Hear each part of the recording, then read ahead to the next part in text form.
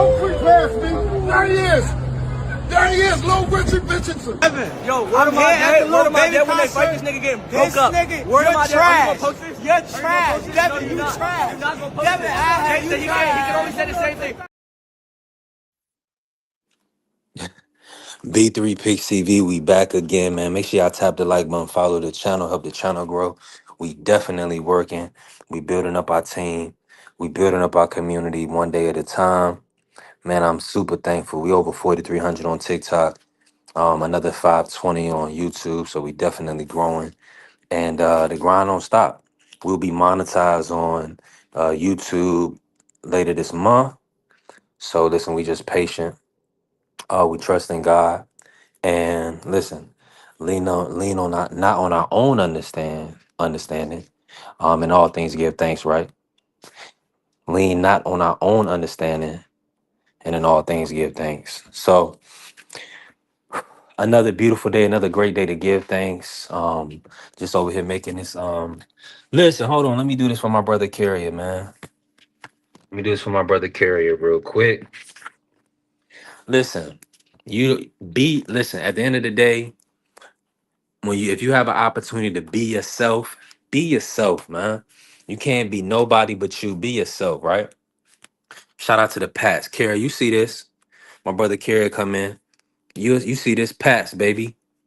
Yeah. Super Bowl champs incoming, right?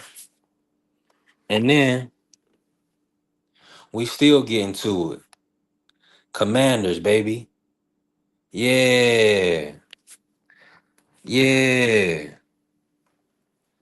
Dank Father in here was good. Dank salute, bro. Mr. Mr. Moore. Well. B3, my man. Mr. Moore, how you feeling I this want morning? to Talk know to how me. they gonna spend this. How they gonna spend this one, B3? Uh-oh. Are we about to get to it? Hold on. Let me see what Because Dane said. What not only did he say he's suing Showtime, he says Showtime was the facilitator so Al Heyman could steal his money. I Wow. thought Al Heyman was the BBO savior of salute, black bro. people in boxing. Mm. Ain't that what they say? Yeah. Nigga hate no That's what Al. Al the black man. Y'all just hate no Al. Al's a fucking thief just like the rest of them, according to Floyd. yeah.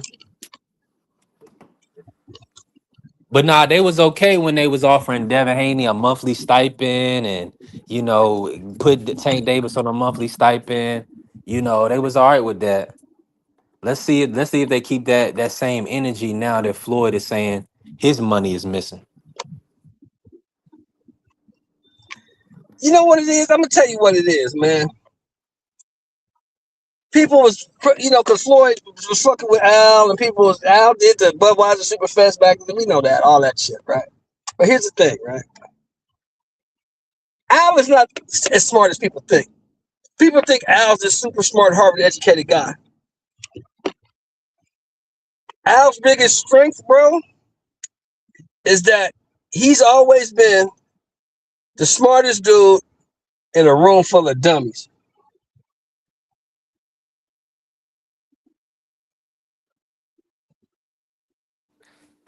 And Floyd I ain't know the he has the smartest, best. huh? I was gonna say, and he got the best representation with him. He gonna have them a good lawyer, a Jewish lawyer. They're gonna have them guys with him that they can dot the I's and cross the T's. He's just he just the one that's Look standing at on look, look business. at the people. Look at the people that was singing his praises. Floyd, AB, the Charlos, Terrell Goucher, Leo Santa Cruz, EJ. huh? EJ. You know what all these motherfuckers got in common? They all dumb as a motherfucker. Don't know shit but boxing. All of them stupid. He was smarter than all of them.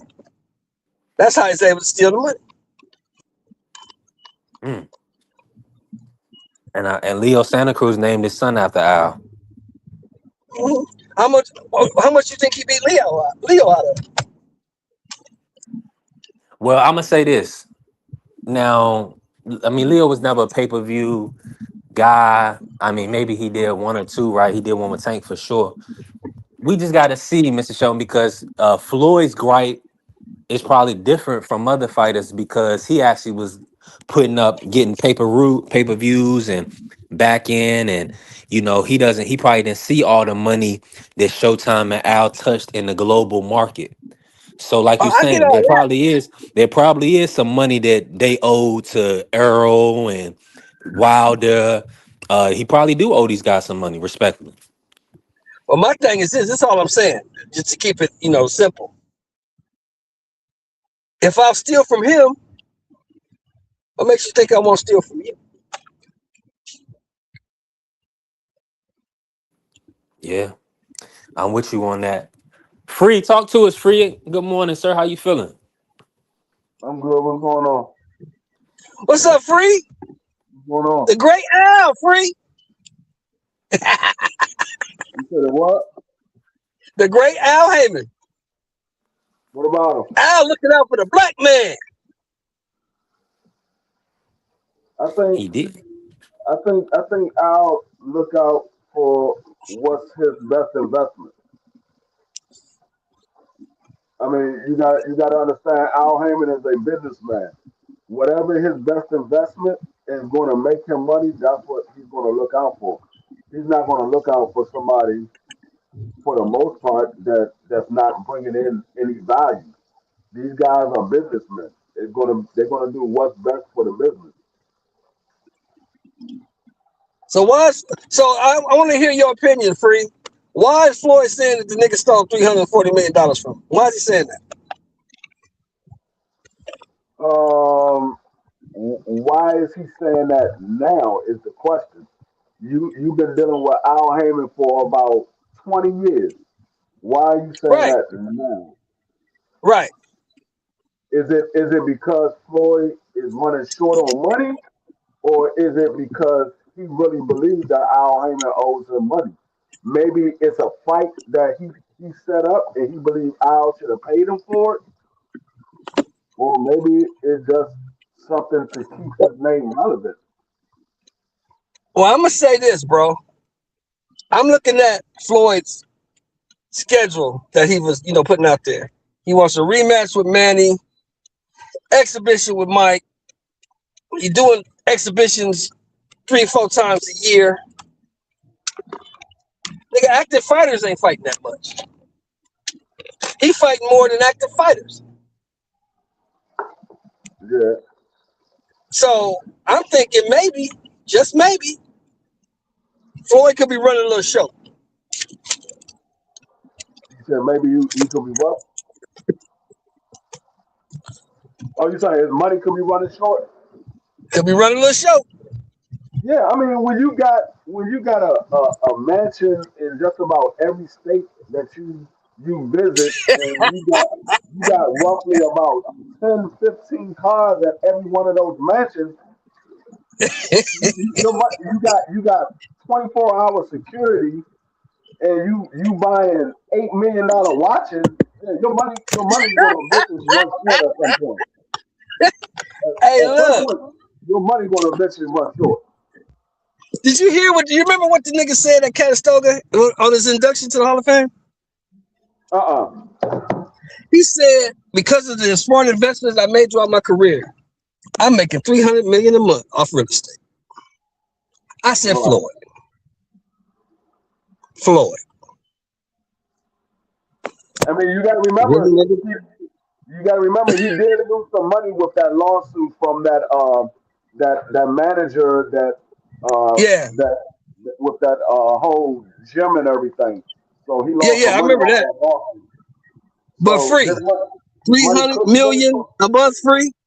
$300 million a month, Free. I don't I Come don't on. I don't I don't believe that. I mean, Floyd, he exaggerate a little bit. All of these guys exaggerate a little bit. It might have been 300 million for 1 month, but not every month.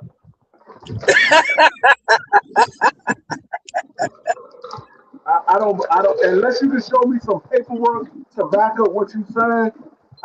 I'm not believing that. You wouldn't be sitting here fighting every day or other month if you was making $300 a month, 300 million a month. Yeah, What are you come fighting on, man. for? It's just funny, man. I just now, y'all my guys, y'all straight shooters. We talk boxing, and that's basically it. I just want to hear what these PBC lovers gonna do now. How they gonna spend this one? I mean, I love PBC for what they did for the fighters. They was allowing these fighters to get as much for the fight. I'm not mad at that. Um, I don't believe everything that I hear from every situation. I gotta see how things play out, and I gotta look at Right, all the facts because a right, lot right, of right, times right. people wanna say stuff to keep themselves relevant. If Yeah, people ain't yeah. talking about you and they don't recognize you anymore, you got to do something to keep your name relevant. And Floyd is Okay, a I type got of person. Floyd is the type of person. He's got to be relevant. His name got to be spoken in something. That's you. the Right. reason why he did the whole thing with Israel and all that stuff. He got to have his Yeah, name in something. I get it. Hey, I'll be back. I gotta make this call right quick. I'll be back, fellas. Uh, All right, I Mr. just Sean. I'm right here. I'm right here, free. don't believe Go ahead, everything free. Floyd. Yeah, I just don't believe everything that Floyd say. Floyd say a Free, you lot can of hear me? stuff. Yeah, I can hear you. Can you hear me? I can hear you. Oh yeah, he probably couldn't hear me. But yeah, I don't believe everything Floyd say. Y'all gotta understand, Floyd is he's gonna embellish, he's gonna exaggerate certain situations to make it seem better than what it is. I think Floyd he did a lot. He's the highest paid fighter in boxing history, but everything that Floyd says is not true. Most of the stuff is true, but not everything he says is true.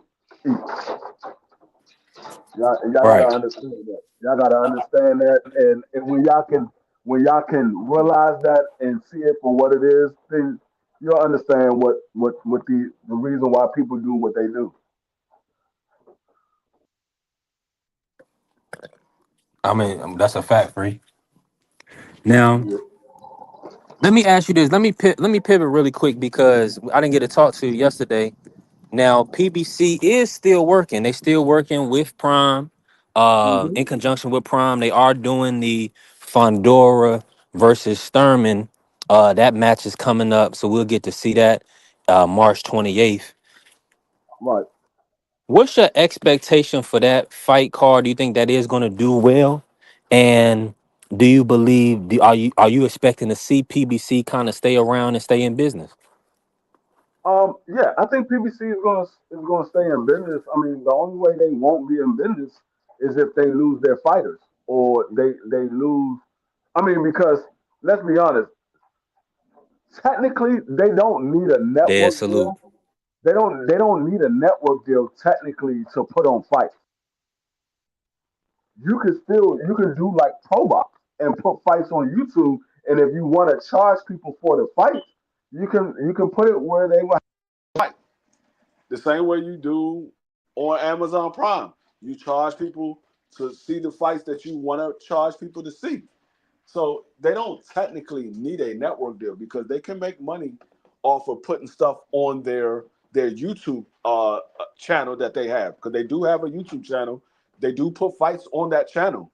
They can put fights on there and people can go on YouTube and they get money from YouTube off of the viewership. So it all depends.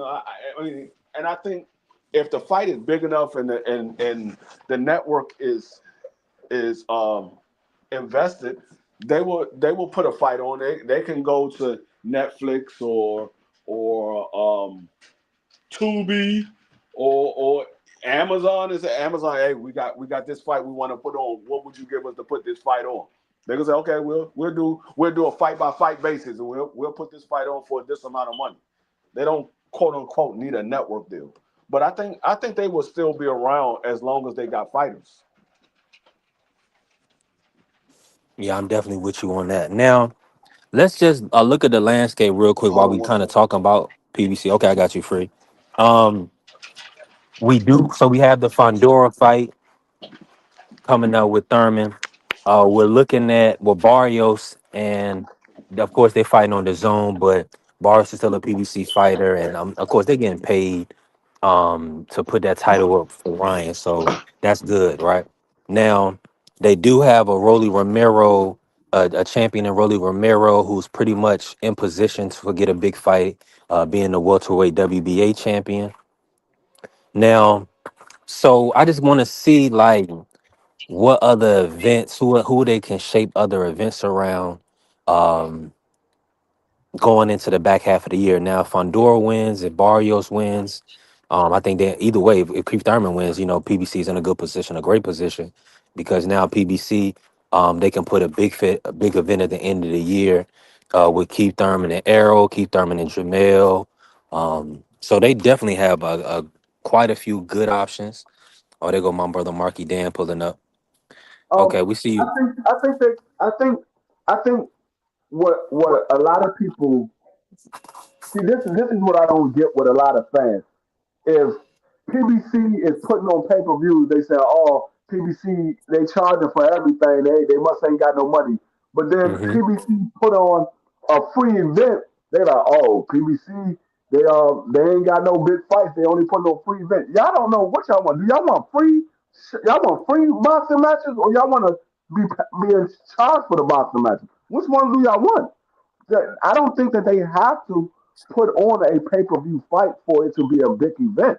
I think if the viewership is big and the live gate does well, I think it was a success for PBC. It all comes out to how much are these fighters asking for the fight. It's not so much of is PBC going broke or whatever have you.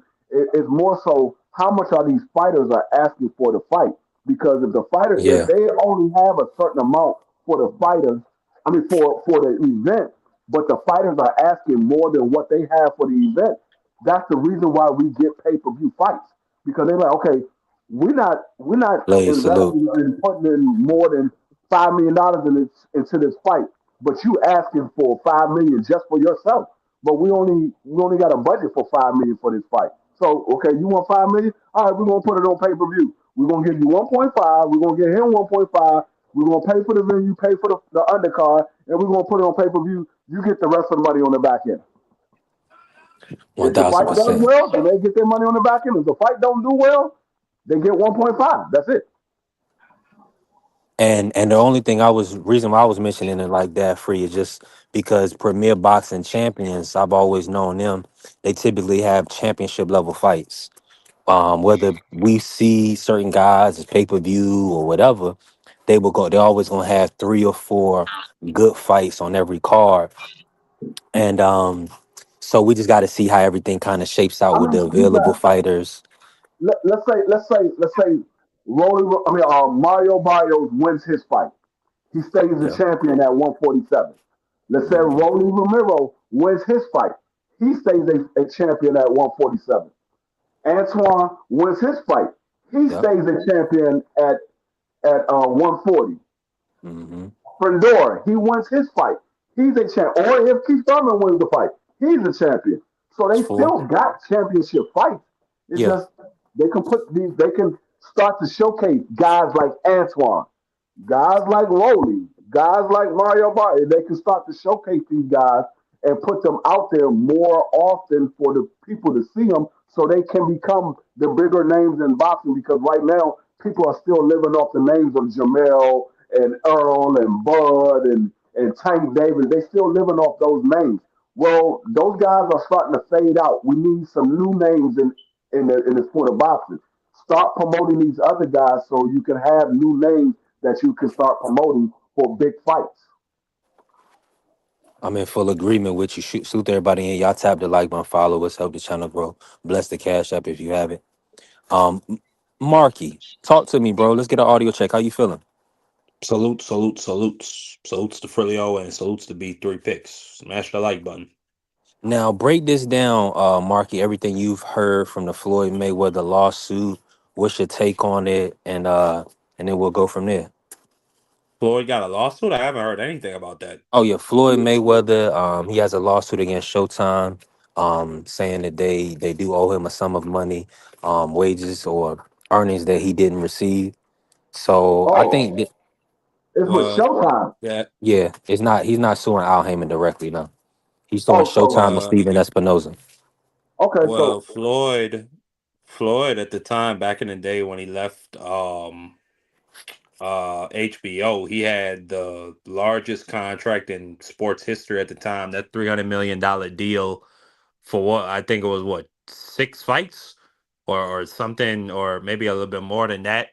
So I don't know if maybe he still hasn't got all that guaranteed bread. I've heard Floyd say in other interviews when he heard about certain fighters complaining about pay and whatnot, he literally said that he still hasn't gotten paid for pay-per-view revenue for fights he did all the way back in 2010, like before the Pacquiao fight.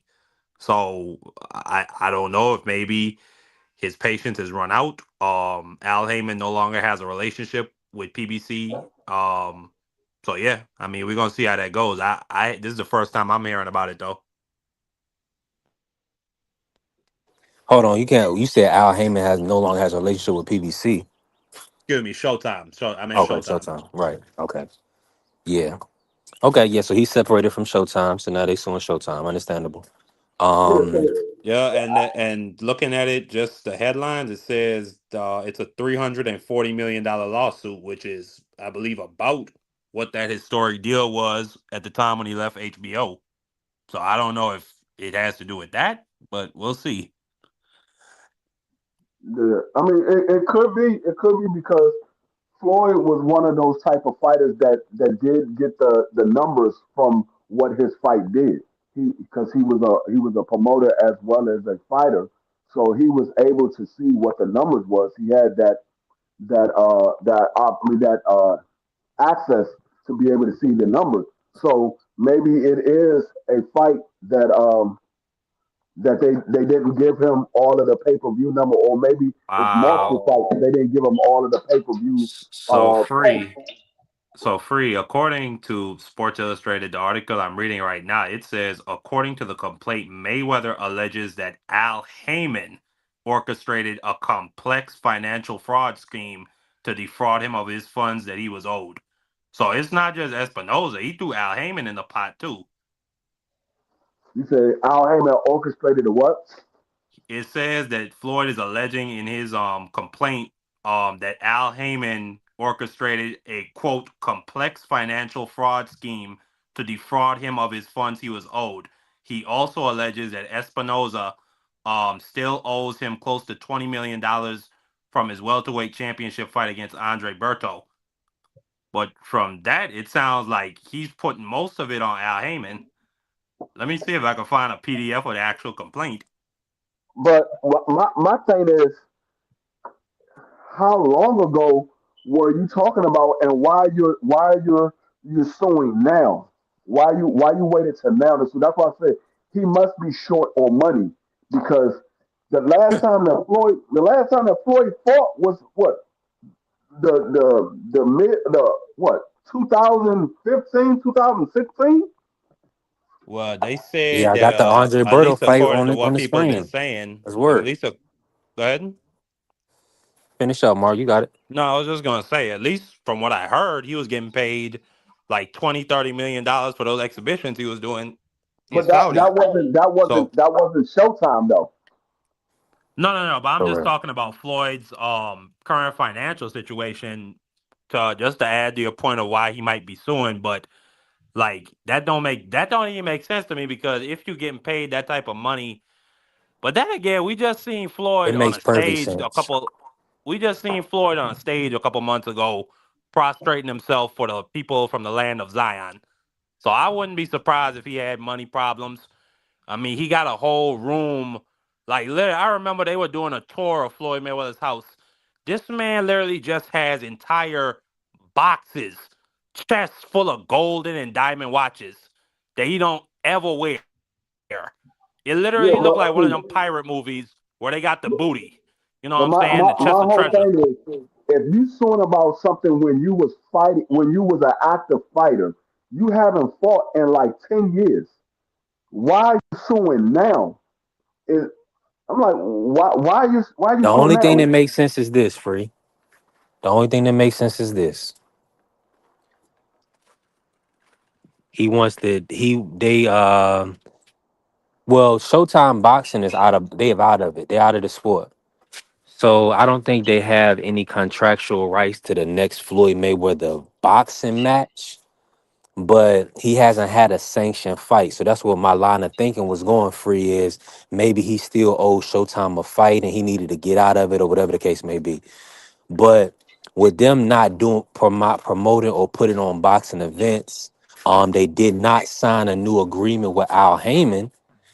Then I think the lawsuit is pretty much letting us know that okay, there was money that you owed me from this, that, and the third. Now I want it. It's like we were friends. You know, Al, what you were paying Al, you were Nah, doing but this, he's doing that, or claiming whatever. fraud. He's claiming that Now, Al did fraud, though, listen, three. listen, That's listen. more than you just owe me some No, bread from back then. trust me, bro. This is listen. I had a situation where a police officer had to embellish. What I'm telling you is this: they have to make it sound. They have to paint a picture for you. So they have to get. So listen, it's not just I'm gonna get $20 million because I say Showtime owes me. I have to show you that there's multiple people involved, and also CBS needs to look at it and say, okay, this is something we don't want to deal with. Let's just go ahead and pay him whatever he wants, and we can move on. That's that. So that's the type of scandal where you say the word fraud. That's the type of word that will uh open you up to being liable for maybe $340 million, $800 million, $1 billion. CBS ain't dealing with that. They're gonna pay Floyd whatever the money he want, and they're gonna keep it moving. But that's the picture that you have to paint, Marky, to get the money you want. They not. It's not no. There's not a game. Yeah, he defrauded me out of money. That's a real word. Simple as that. That's the word. That's the verbiage you have to use to get the money you're owed. No doubt, but fraud is an actual charge that you could put on somebody in court, especially if that person had intricate dealings with your finances, which we know Al Heyman did as his advisor. So if he's saying, and then it further goes on to say that there, according to Floyd, there was money missing and money unaccounted for. So Right. listen. I'm not saying that Al Heyman did any of these things. I don't know this to be. I'm just reading what it says. But You know see, what I'm saying? this is the problem that I have with it. If what Floyd is saying is true, you continue to do business with Al Heyman and Steven Espinoza for 10 years after you stop fighting as a professional fighter. You still have a promotional company who is branded by the PBC. You have fighters that fights under the PBC banner. You still was doing business with these individuals for 10 years. You you're suing them now for something that happened about 10 years ago. Why you waited so long? And see, and that's what I will be looking at. Why are you waiting so long to file this lawsuit if it was something that they owe you as a fighter?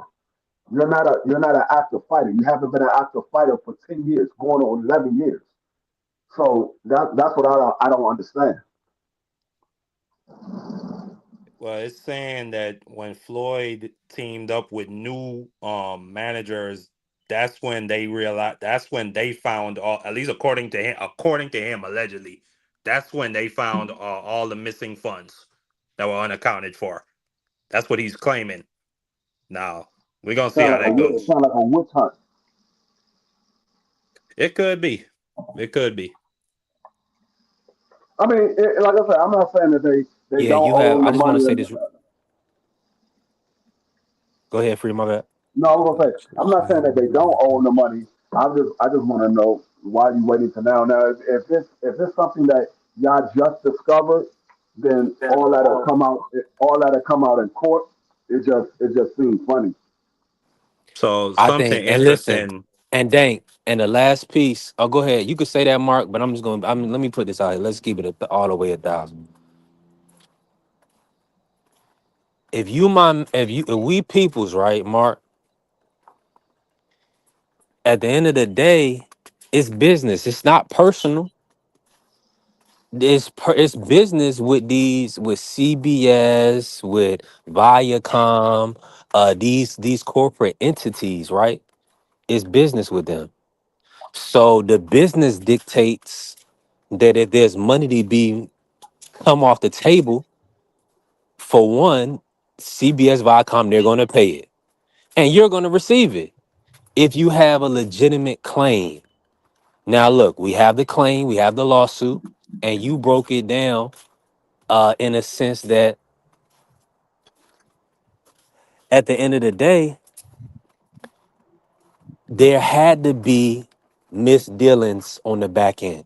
Somebody was doing something, somebody put some money they weren't supposed to put, somebody didn't pay something they weren't supposed to pay. At some point, somebody got the short end of the stick, right? So all in still, you my man's, right? We gonna get this money. You wanna fight everybody in boxing, they talk about, oh, you need a Keyshawn and y'all need to fight for it, right? So if you punch and almost unalive your brother for money, do you think would you not say your brother had bad business dealings and sue him? I Yeah, mean, I mean that's sure. a rhetorical Yeah. question. Yeah, I mean to get $20 million and say, hey, okay, bro. I mean, you made X amount of million off me for years. I'm gonna get this 20 million right quick, and we'll let bygones be gone. CBS gonna But pay it. but So that's what I'm saying. It's all don't don't think this is nothing more like people think of, oh, something about Al and this. No, the thing I this is find business. interesting, the thing I find interesting is Al Heyman is not listed as one of the defendants, but Floyd is claiming that Al was the one who misappropriated. Well, what he's claiming is that CBS or that Showtime and Steven Espinoza aided and abetted Al Heyman in defrauding him by putting it directly in Al Heyman's hands. And Right. then later on, years later, when he got new management, his managers were asking to see the books, which is federal statute from the Ali Act. You have to show Floyd the books.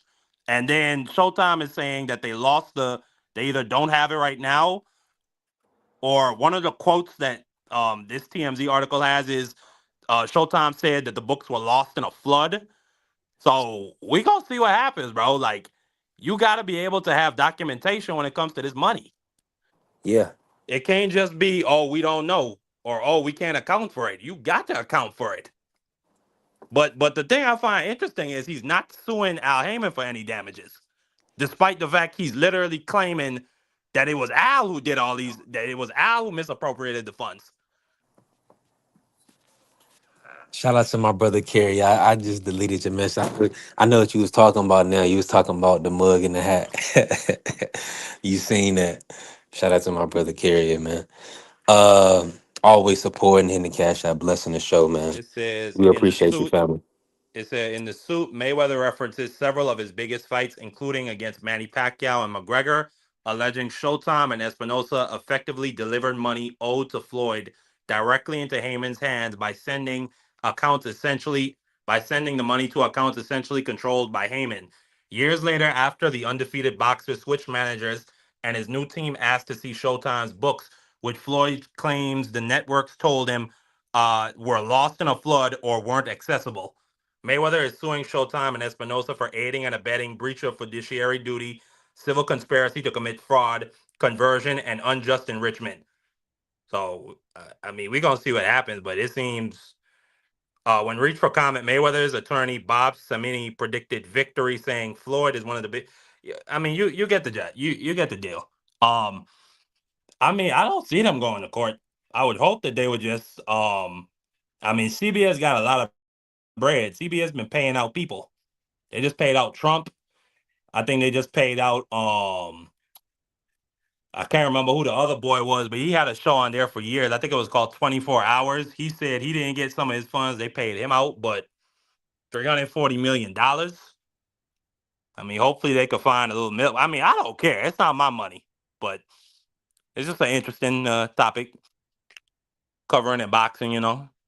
We always talk about Floyd and grossing $1 billion, but the question has always been how much did he take home with him? And so we're getting a little bit more context to that. Yeah, yeah, that's good work. Yeah, that's a good word, Mark. I mean, this is an interesting situation. I think they're gonna go ahead and wipe their hands with it. They're gonna pay Floyd whatever sum of money that they agree to, I guess, in a settlement, and go from there. Nobody wants to. They're not gonna want to discredit somebody that's been doing good business or keeping things afloat in the sport and the entertainment. Al Heyman. Um, if there was like somebody was coming up missing or if there something that had to have real investigation. I mean, we'll see. You know, you know what I'm saying? Yeah, That's no, you see what Dank said, man. Fred Hawthorne is having the top man. I don't oh know if you yeah, know who Fred is, but barbershop barbershop. conversations. Yeah, Man, he been called. He been predicting the downfall of PBC and Al Heyman at least for a decade now. He just sitting back with a joint in his mouth. He good. yeah, yeah. I understand what you're saying. But see, you don't know everything like the work that they put in, right? You can't discredit the work. Um, and Fred, he's done some good work, right? Great work in giving us real life insight into what was going on behind the scenes. So it's all Absolutely. playing out. It's all playing out exactly how it's supposed to. It's God's plan. Everybody's gonna get the money because a lot of these corporate entities, respectfully, and we know this in the music industry, we know this in others. They benefit heavily off of labor, right? And that's in all work. So your workforce, that's why I always say this. When you work for a company, they're using your skill set, your intellectual resources, your time resources, to build their company. That's what you're doing. So you deserve to reap the fruits of your labor. And if there's somebody in management or anywhere in between that does something that was irregular or deemed liable for damaging you, then yeah, you should get some money. You should get paid. You should get compensated because you need money to uh, survive. You need money to live. You need money to build. You need money to do a lot of things, and Floyd is going to get paid, and that's just what it is. I certainly hope so. But I mean, let me I mean that. Well, go ahead, go ahead. go ahead, Mark. If you want to keep cooking on it, we can pivot. We're gonna talk some Nah, boxing. I want to talk a little boxing. yeah. I mean, I think we cooked already as much as we can, but I mean, I Yeah, ain't gonna feel bad for Floyd if a guy like Floyd go broke. I'm really not. I mean, he has. I mean, even like that Marky, $340 million. If that's the Marky. case, Now that let me was the ask you this fraud. question because I'm gonna I show wasn't you how even you tap done, him. but go ahead. So if you trying to tell me if you seen Floyd on the side of the road with no money, that's going how is that going that's not gonna make your spirit feel hex? That's not going are you not gonna be sad? I mean, I'm gonna be sad, but not All right. Hey, because like he didn't. hold on. That should be the end of it. So you should never say you want to see somebody you don't care if they get their money because you wouldn't want to see them down bad. So that's like a contrary statement. I mean, I'm gonna just be. I Now, mean, I'm gonna just keep if it you a told me thousand F them, percent. if you said F them, it said no, I wouldn't feel no type of way, then I'd be like, okay, I see who I'm dealing with. Nah, cause I'm listen. I'm a Christian. I don't Right, wish harm on no human being. But at the same time, this right. is somebody. Floyd is now an open Zionist. We see him flaunt his money around for decades. Not only that, he got like 6 mansions he could sell, and entire rooms full of doubloons and golden watches and chains he could sell. If he really that bad, if he's really that down bad when it comes to money. But I'm gonna just keep it a buck. I really like when it comes to like mega rich people going broke. I don't have no sympathy in my heart at all whatsoever. Cause you had it. Like some people. Like I'm trying to get $1 million. B3. This man had $100 million times 10, or he grossed that in his career. And let's say he only went home with 2/10 of that. Like, bro, you're not supposed to go broke. That's supposed to be generational wealth. That's supposed to be passed down to people that you're never gonna meet. So for you to be like that, I'm gonna put some personal responsibility on him. But we can move on from there. I'm cool on Floyd. I've been cool on him for years. He used to be one of my icons, like one of my heroes. But I see the dude for who he is. He's a cornball to me. Yeah, he's definitely been called that. There's been a lot of situations. Um, People thought things was done unhonorably or not in Yeah, orderly fashion. aircraft So carrier. Go look up Floyd Mayweather, Israel. Just put those two words. Just put that into the search bar and see what come up. That man prostrated himself with those people. We well, can move on from here, B3. all right, let's kick it real quick, right? Marky, you wasn't on yesterday, I don't think.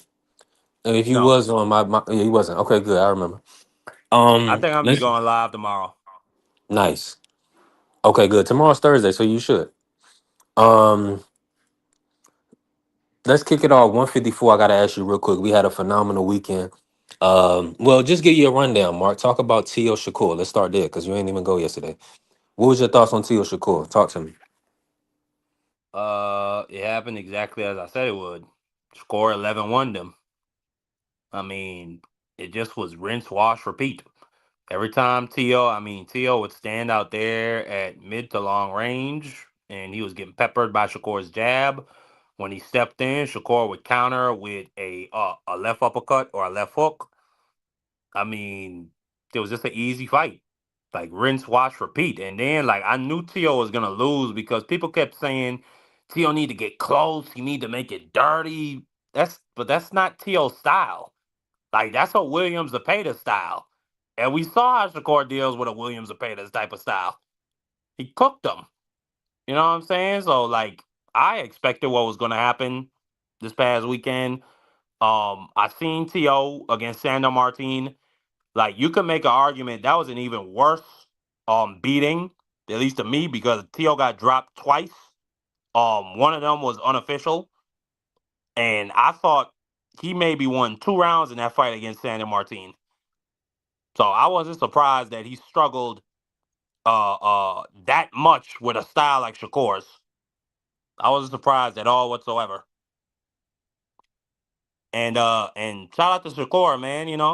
Despite what I just said about this being a favorable matchup, still you got to go in there and make it happen, Is Shakur and the he new did face of that. boxing? Is Shakur the new face of boxing? Um, Absolutely not. no, no, I wouldn't say so. Why you say Uh, no? Free talk to us. I'm not. I mean, Shakur is not the new face of boxing. For one, he hasn't generated the most money in the sport of boxing. He hasn't had a, even though they said it was a sold out event, it actually wasn't a sold out event because if you went to Ticketmaster, there were still tickets available. So that event wasn't sold out. Um, but Shakur is still not known by a lot of people that watch boxing. There's still a lot of people that don't know who Shakur is. I mean, Tio wasn't even that well known. So you had two guys that was known, but they wasn't well known for them to be. You say this fight right here made him the face of boxing. No, no, he's not the face of boxing. I look at the face of boxing differently than people look at. I don't look at the fact that you talk about a fighter or whatever have you. I look at the face of boxing of when you think of boxing, who do you picture? What face are they trying to push? Who's the fighter that the boxing is trying to push? It's not Shakur. Shakur is not the fighter that they're trying to push. You don't only think of Shakur when you think of boxing. He's not highest paid fighter in the sport of boxing. He ain't the biggest seller in the sport of boxing. So no, he's not the face of boxing. Well, if we just think about it, outside of Canelo, um, it would be Tank, and then Tank is gonna be sat down for some time. So who else would it be? Would it be a Boots Ennis? Would it be a Bam Rodriguez? A Devin Haney? I Lord, mean, hold on. Let me just say there's this real quick. My bad, an breaking this argument up. for I'm that. reading the chat. Because Salute. I think that's I think that's it's probably Scholar. Hold on, let me see. if we talking about the biggest Yeah, that's sellers, probably. that if we talking about the There- biggest There's a sellers, then there's that an would be argument. Yeah, there's if an we talking argument about for the Devin. biggest sellers, that would be Usyk. He owns over there in Europe. Done multiple $100 million, had multiple $100 million paydays, put 90,000 people in Wembley Stadium multiple times. Yeah, And Nui, you see what he does over there in Japan consistently. So who would be America's face not at see, this and time with that's Tank why and I say I still think the face of boxing will be a guy like Canelo or Tank Davis because yeah, those guys have made a lot of money, respectively. But are those guys more known than a Canelo Alvarez or a Tank Davis? I would say no. Yes, Inoue is well known over in Japan, and he's known to a lot of people in the United States. But is he more known than Tank Davis? I would say no. He's not more known than Tank Davis. Is he a bigger seller than Tank Davis? I would say no. Is he more known than Canelo? I would say no. Is he a bigger seller than Canelo? No. Same thing with Usyk. Yes, Usyk is known and he's known in the United States, but is he more known than Tank Davis? Is he more known than Canelo Alvarez? Is he a bigger seller than those two guys? I would say no. Well, So, I'm not arguing that with you, Free. I'm not saying that those guys are the faces over here. I'm saying that they have their own respective markets that they've cornered, and they are yes, mega yes, superstars yes, over there. And we yes. have our own guys, Tank Davis and Canelo, like you just named. But it's hard because Canelo, we just saw him get outclassed by a dude 2 weight classes lower than him. And while I hear, yes, I agree, to be the face of boxing, you have to be a seller. You have to be a commercial commodity. But I feel like the wins, well, you know what? Necessarily, the wins don't necessarily matter because Oscar was the face of boxing in the early 2000s, and he stayed losing fights all over the place. Yeah, I mean, I think those guys have a market. I'm not saying they don't have a market. And when you say face of boxing, that is actually an opinion because boxing don't have one This guy. entity that's running it. So like with football, you could say, okay, this guy is the face of boxing. With basketball, you could say this guy is the face of basketball. Or my bad. You could say this guy's the face of football or the NFL. You could say this is the guy that's the face of the NBA because you know they are pushing those individuals every time their team is playing. They putting them on TV. You know that they are pushing those individuals. But when it comes to boxing, because boxing don't have a entity that runs it, it's freelance. So anybody can be put on TV. It all depends on what promoter wants to push those fighters. If a promoter got a new fighter that he wants to push, he's going to put him on TV. He might not be known to anybody, but that promoter is going to put him on TV because he wants to push him. So it's different in boxing than it is in the NBA or football or baseball or hockey. They don't have a governing head that's going to say, okay, this is the guy we're pushing. We're pushing Patrick Mahomes. We're pushing LeBron James or SGA. It's different when it comes to boxing. Like when you ask who's the face of boxing and out of a thousand people, you get a thousand people. You say who's the face of boxing? You might have four different people. I mean, four different boxers that they say is the face of boxing. You're gonna have a group that's gonna say Canelo. You're gonna have a group that's gonna say Tank. You're gonna have a group that say somebody else. You have a group that's gonna say somebody else. So it could be like four different people that's the face of boxing when it comes to boxing because it doesn't have a governing head that's actually in charge of the sport, that's going to push the sport. I agree. I agree. That's why I'm in favor of the Zuffa. I'm in favor of the UFC model um coming to the sport of boxing, because it's like whoever rises to the top out of those rankings is gonna be on top.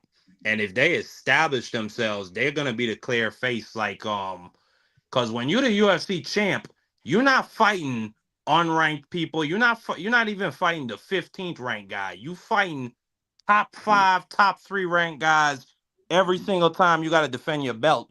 So if you stay up there for 10 defenses like an Anderson Silva, and you consistently bringing people out to your shows, and you consistently having good numbers well, they're not doing pay-per-view anymore, but I would think that they will be pushing you and promoting you as one of the as the face of their brand, and thereby extension the face of the sport of boxing. So I'm in support of a model like that. Yeah. Coach Eddie, you in here with us? Talk to us. How you feeling today? Oh, I'm good, man. I was just listening to what the brothers were saying. Like I say, both have valid points, man. You know, the face of boxing is it's a subjective thing, man. If you can ask some people, they'll even say Muhammad Ali, because when you think of boxing, that's the first name that pops in your head. You ain't thinking about. I mean, the face of an actual sport transcends decades and generations. So the face of boxing is Muhammad Ali. When you think about boxing, Muhammad Ali, that's the first name, the first thought that pops in your head. You just walk down the street and ask an average person who's not even a avid boxing fan who's the face of boxing. They're gonna mention Mike Tyson or Muhammad Ali. Yeah, You know, I agree with because they that. became household names. These guys are not What about Floyd household Mayweather? names. He's he may be, but he's not on that level. A Mike Tyson or Muhammad Ali. He's not on that level. Come on, He's Coach. That's about biased. You know that. no, it Yeah, isn't. I'm being dead serious, bro. You got to no, remember the heavy. Hold on. Heavyweight boxing. So as heavyweight boxing goes, heavyweight boxing has always been the pinnacle of boxing. Now we may not have a great, Who's the highest grossing boxer though of all time? bro. It's all called about time, man. It's timing. Floyd Okay, Mayweather. that's what I'm saying. So It's a you different. got it. You can't equate the 1960s with 2010. It's a whole lot. It was a whole lot more money in the sport now. It wasn't that much more. That wasn't that much money back in the 60s. Just like the basketball player, they weren't making a ton of money back in the 60s and 70s. Now you got scrubs who's making $100 million, man. So we can't do So let me the ask you money this thing, then, man. Coach. You asked the average 20-year-old right now, name the first boxer that comes to your mind. Who they gonna say? Well, they gonna say somebody that's in their generation. Right. yeah. Right. So that's what No, I'm saying. You said it's but all. That's what I'm saying. You're gonna say it's all about timing. no, I agree with Coach though. I've said that a thousand times before. When people say who's the face of boxing, I would say you would have to say it's either Muhammad Ali or Floyd Mayweather.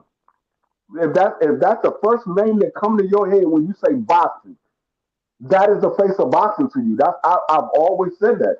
The first name that come to your head when you say boxing, that is the face of boxing to you.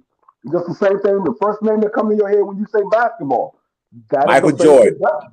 Yeah. That was Some back in the people, 90s, bro.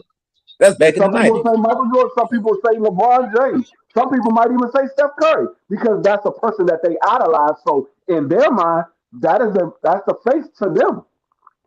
That's the face to them in their mind. When you say a name, when you say that sport, what is the first person you think about? That is the face to you because that's the And first person I you want to think say about. another thing too. Reason why Muhammad Ali is the face of boxing. This man has countless documentaries made about him. This man has so many sound bites. This man has so many interviews that he's done He got more. inside the ring and There's more outside the literature written ring. about Muhammad Ali than Jesus Christ and Muhammad combined. Coach.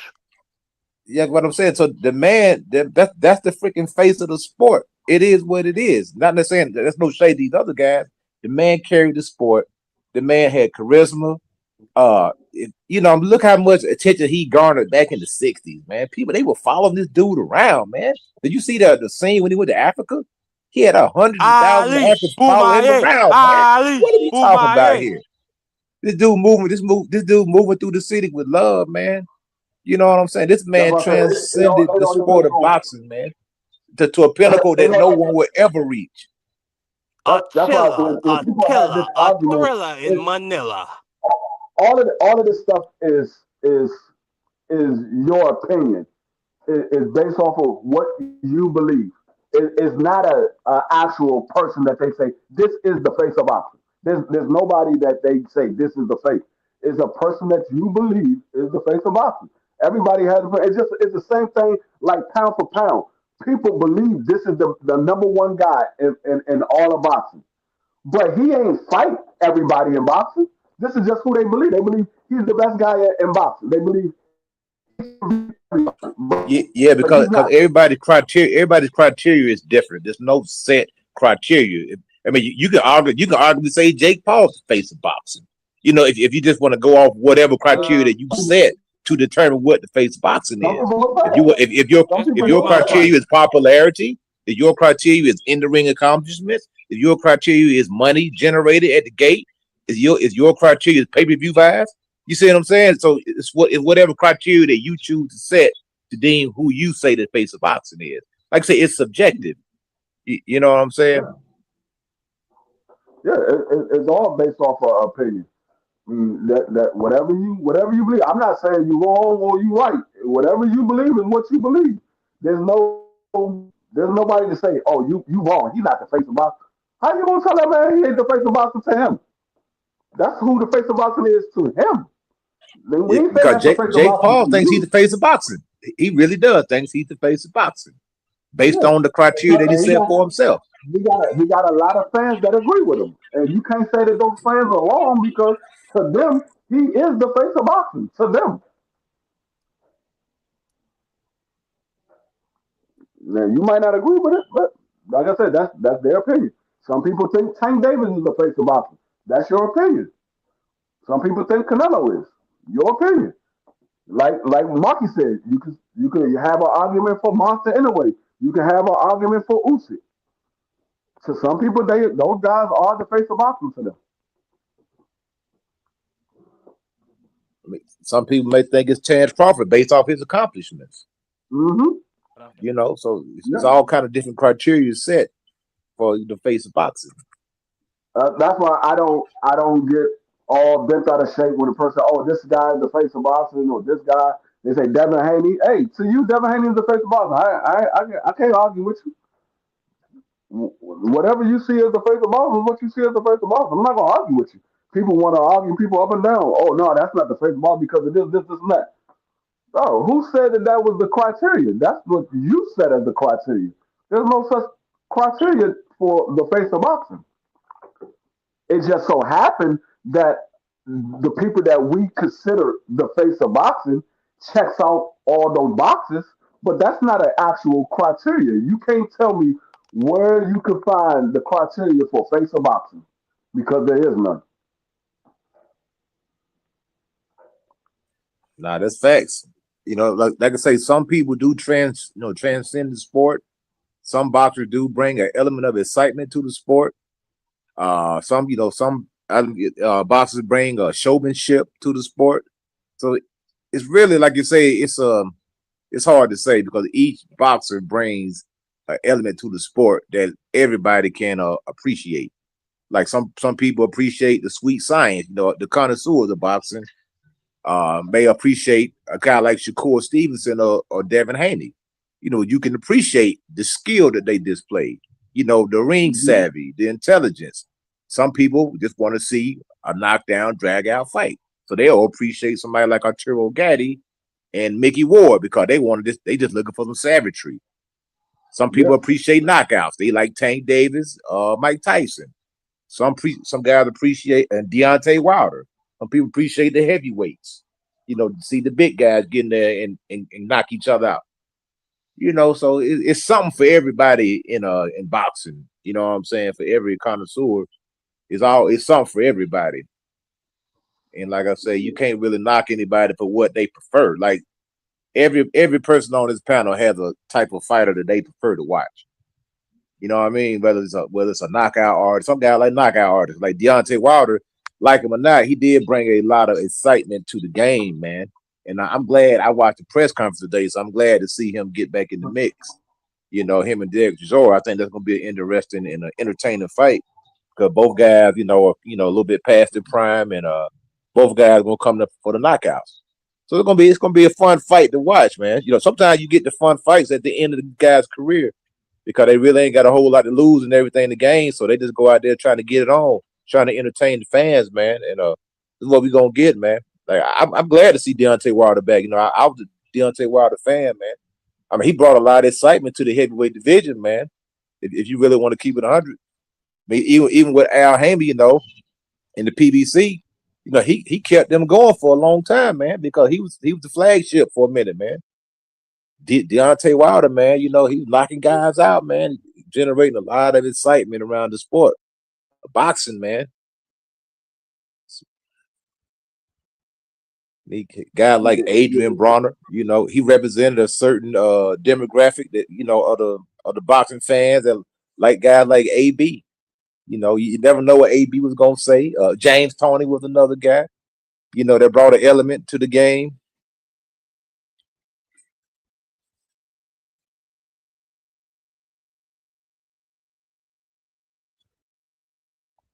But I see the thumbnail with Mayweather. Yeah. So what's up with Mayweather? What's going on with this? Mayweather suing Al Haymon? He's suing Showtime. He's suing Showtime for $40 million, I think, Right. because they still owed him some money that he didn't receive, What, and I guess 340 mil? yeah, 340, yeah, that $340 million contract he had, he didn't receive all of his money or whatever. But Right. I was trying to figure out why he wait till now to sue Showtime. You haven't fought in like 10 years as an actual Yeah. fighter. Well, he's It's a claiming. little it's a little He, echo, coach. But go ahead, Mark. no, I was just going to say, to bridge coaches gap in not in knowledge on this. Floyd is claiming that when he got new managers now and that they were asking Showtime for the books, and Showtime said that they got lost in a flood or they just weren't accessible. And he's Yeah. also claiming that Espinoza put $340 million into Al Heyman controlled accounts and that the money never reached him. That's what he's claiming. You know what? That do make a lot of sense because you remember Adrian Bronner was saying something about that too. But everybody just dismissed Adrian Bronner because they said, "Oh, AB just broke, AB drunk, AB, clowning." But AB was saying that Al Haymon would be paying them guys in stipends, like they don't get all their money at one time. He pay Yep, them in that's what I heard installments, too. man. You know what I'm saying? Yep. And then everybody was like, "Oh man, you just hating on the black man. Why you trying to tear down the PBC?" But hey, I ain't saying that. The fighters are saying this. They saying they ain't getting their bread, man. So for You know all what I'm that saying? talk people like to say about Dana White, shit, it ain't no Yeah. different than boxing. Well, This shit is Floyd, I game. mean, some of them are This saying shit it, is but I like the think Floyd is streets. the main one. I think he had language in his contract. I think there's a reason for why they bringing this suit up, and I do believe that, or like you're saying, there was a situation. Marky broke it down. So I was breaking this down earlier, Coach. Anytime an organization or company like Viacom, CBS, whoever, they have somebody in an executive position like Al Heyman, they're gonna pay that situation to go away. They're not gonna have a whole litigation process.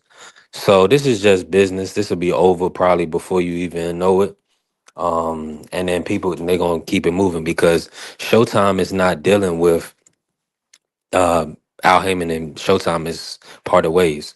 So they're gonna part ways with the situation. This is old business. It's a lot of good future business to be done. I mean, CBS. That I think CBS runs Paramount Plus. Marky, correct? So yeah, CBS and hold on.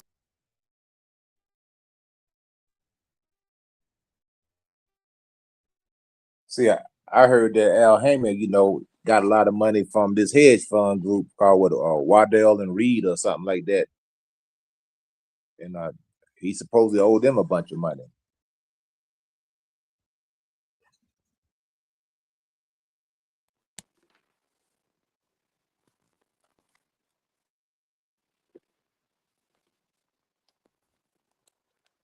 Yo, you hear me, Coach Marky Dan? Yeah. I was saying, so did you hear about that hedge fund group that Al Heyman was working with? Waddell and Reed. Yeah, I heard. I knew about it before. What happened to him? But I think Al Heyman owed them some money too, man, or messed the money up, man. Cause a Mm. lot of people say that you said Waddell and Reed invested in Al Heyman, a lot of money, man, Yeah, it was a whole and lot he of money. and they didn't make good on the return or the investment or whatever, man. So Mm. like, Al Heyman, he was with a lot of networks too, man. You remember he was with the Bounce Network, he's with Fox Sport, so he been around a lot of networks, man. And it seemed like I don't know all the ins and outs, but it seemed like a lot of times it was a lot of mismanagement going on with those networks, and a lot of them networks get pulled away from Al Heyman because it wasn't a profitable business organization.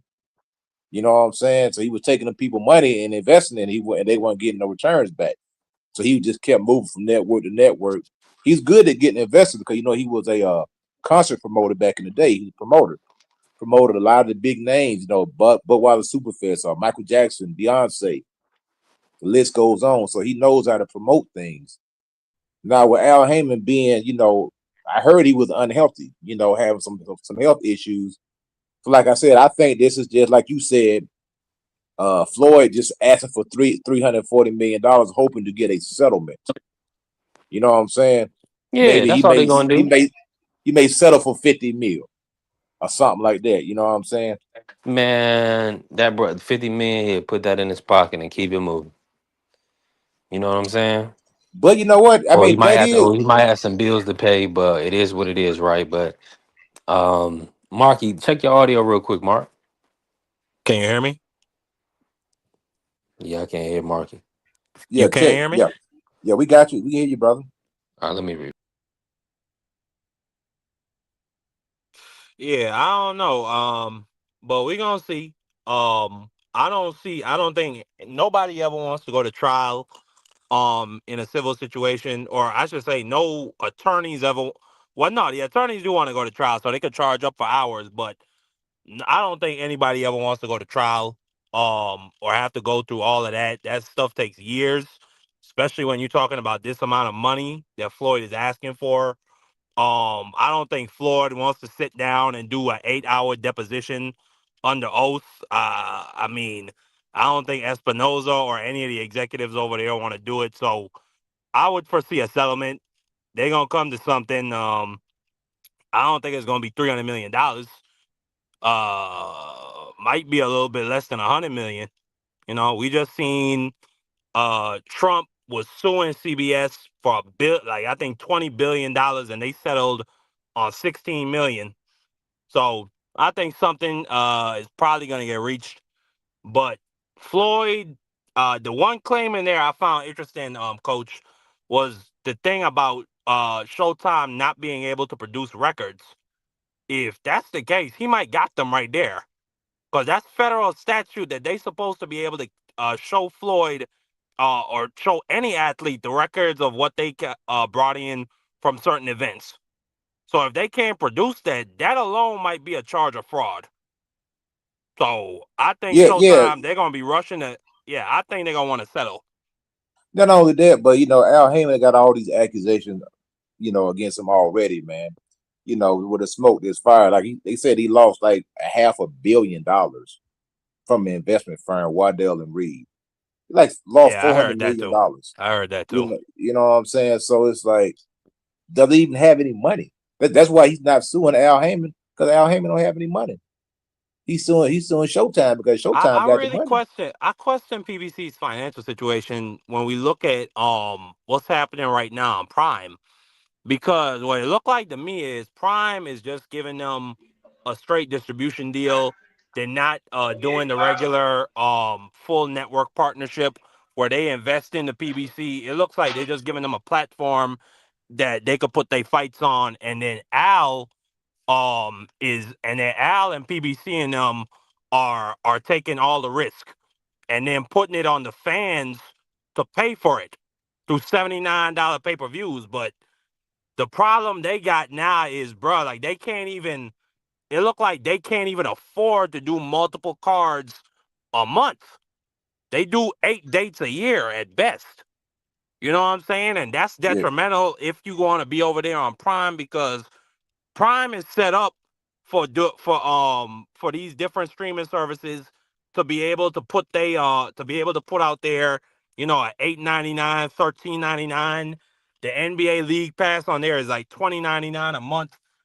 But PBC, they can't even offer monthly subscriptions to get that revenue from that, because they don't do monthly content. They don't even do monthly content. So I don't even know what's gonna happen here. Like I've said it before. I think Al is gonna be lucky if Dana White and the Turk come with an offer to buy him out. I don't know if that'll happen, but I think that if Al got an offer, I think he might think about it. I think he would think about it seriously, because what he's doing right now, I mean, this don't sound like or at least it don't look like um a successful business model.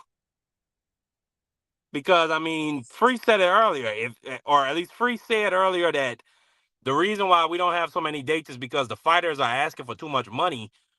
But I remember a point in time where PBC was throwing money at niggas to get in the ring. So And that that alone was part speaks of their to. downfall right there. They overpaid the fighters and they ran through the money too quick. And not only that, Al Haymon was probably I heard he was putting that money in junk bonds trying to flip it. You know what I'm I mean, saying? And he I lost mean, the but money. the case may be is that everybody wants to get paid like the A-list fighters. Like I've said this multiple times on this channel. Everybody wants to get paid like they're a pay-per-view star. You are not a pay-per-view star. Oversaturated market, Juan. But that's the thing, though, bro. Like that's why, like the championship belt thing. Like I get it. Like what I'm saying, you're gonna get a belt to get paid a little more, which is fine. Nah, never, not against it. But even when you're trying to get paid, like if you, let's say a Canelo, like you're not a Canelo, you're not bringing the revenue that he's bringing every single fight. You know what I'm saying? You're not a Bud, like Bud, not Bud, but Arrow. Like you're not bringing the revenue that Arrow brings every single fight. You know what I'm saying? Like you're not that. Like if you're not that, then you should, really consider yourself stop pricing yourself out. But a lot of these dudes, that's what it is, and that's what the problem is.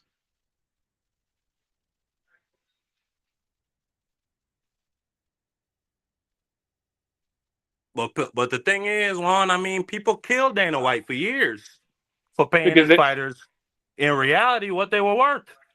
A yeah, lot of man. these entry level fighters, But bro, they shouldn't that's be. that's what I'm saying. They Like even like now, like Yeah. Justin Gaethje saying like oh my fight pay or the bonuses don't even add up to $1 million. It's a bonus. It's not a whole other salary, sir. Like you But still the get taxed by reality that. is, if Justin Gaethje decided to go out on his own and do a card, he's not gonna get 20,000 people to fill up that arena. That's They why filling even that when up arena because it's the UFC Shield in front of it. that's why even when you look at it, like when Oscar did the thing with Tito and Chuck and Dana read out the amount of pay, like most of those dudes are not even getting paid the entry fee of what it is, which is $20,000 to show up and 20,000, another 20 to win. Like you're not even getting paid that. Most of these dudes are getting paid lesser than a less fighter in boxing. Like so, it's like you really think about it, like bro, how much you really like, how much y'all really think y'all worth, bro? Like y'all not like certain people I could understand, like undisputed champions, dudes like that. Like okay, understand it. You worth your money. But if you anything Yeah. below that, But I don't see, even want to at hear least it. at least the thing with Turkey got the actual money to back it up. He's not borrowing from investors, and then these guys expecting a return on their money. That's the thing with Al. He was getting money from investors. And them guys thinking they was gonna get a return, and then when they didn't, that's when they took these guys to the lawsuit. That's one reason why Canelo Alvarez, when he signed with the PBC, he made sure that he got his money up front in escrow. He said, "Al, I'm not playing these games with you. I know what you're doing over here. I'm not getting into that range. I look at my account and see that money in my account." You ain't gonna be paying me no installments. You ain't gonna be paying me no stipends. None of that stuff. And you see what Al Heyman did? He acquiesced to Canelo Alvarez. He made sure that money was in his account escrow. And all the rest of them guys, like that. Why you think Tank Davis got so frustrated with the PBC? The writing's been on the wall, man. Tank got fed up with him because they were chomping him off. You know, whether you want to believe that or not, Tank wasn't getting what he's supposed to get.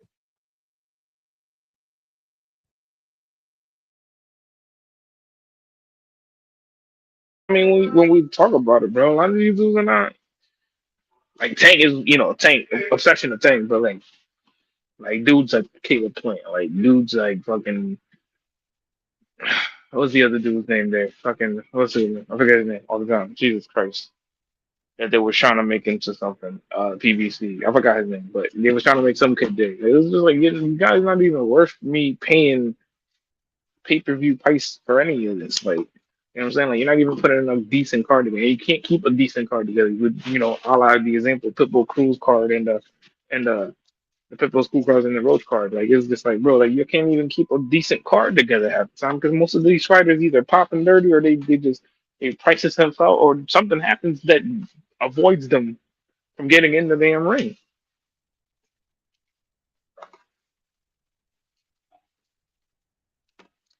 Because they have to, bro. Canelo's the face of boxing at a certain point. At that certain point, he was the face of boxing. Like, yeah, you gonna pay that man. Well, Manny too, though. Manny at the time, you gotta remember, Manny and Floyd were the money. That was the money for years, bro. That was the money plan.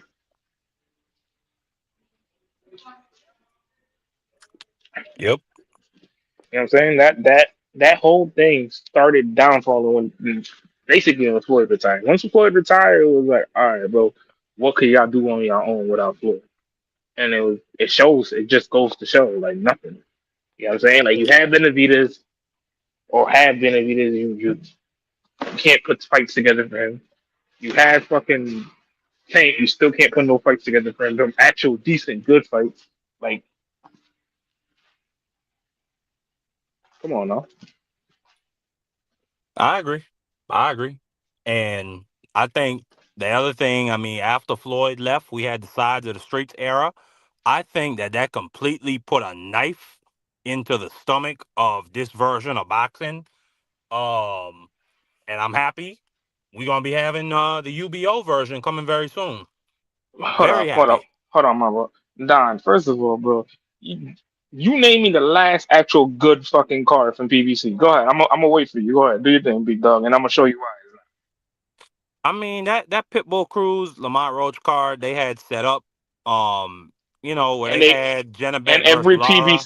every PBC fighter except for fucking Cruz got smoked, basically. So at that point, shut up. Like let's really be real. I Don't hear none of you. those cards be don't none of those cards be good, bro. Let's really be real.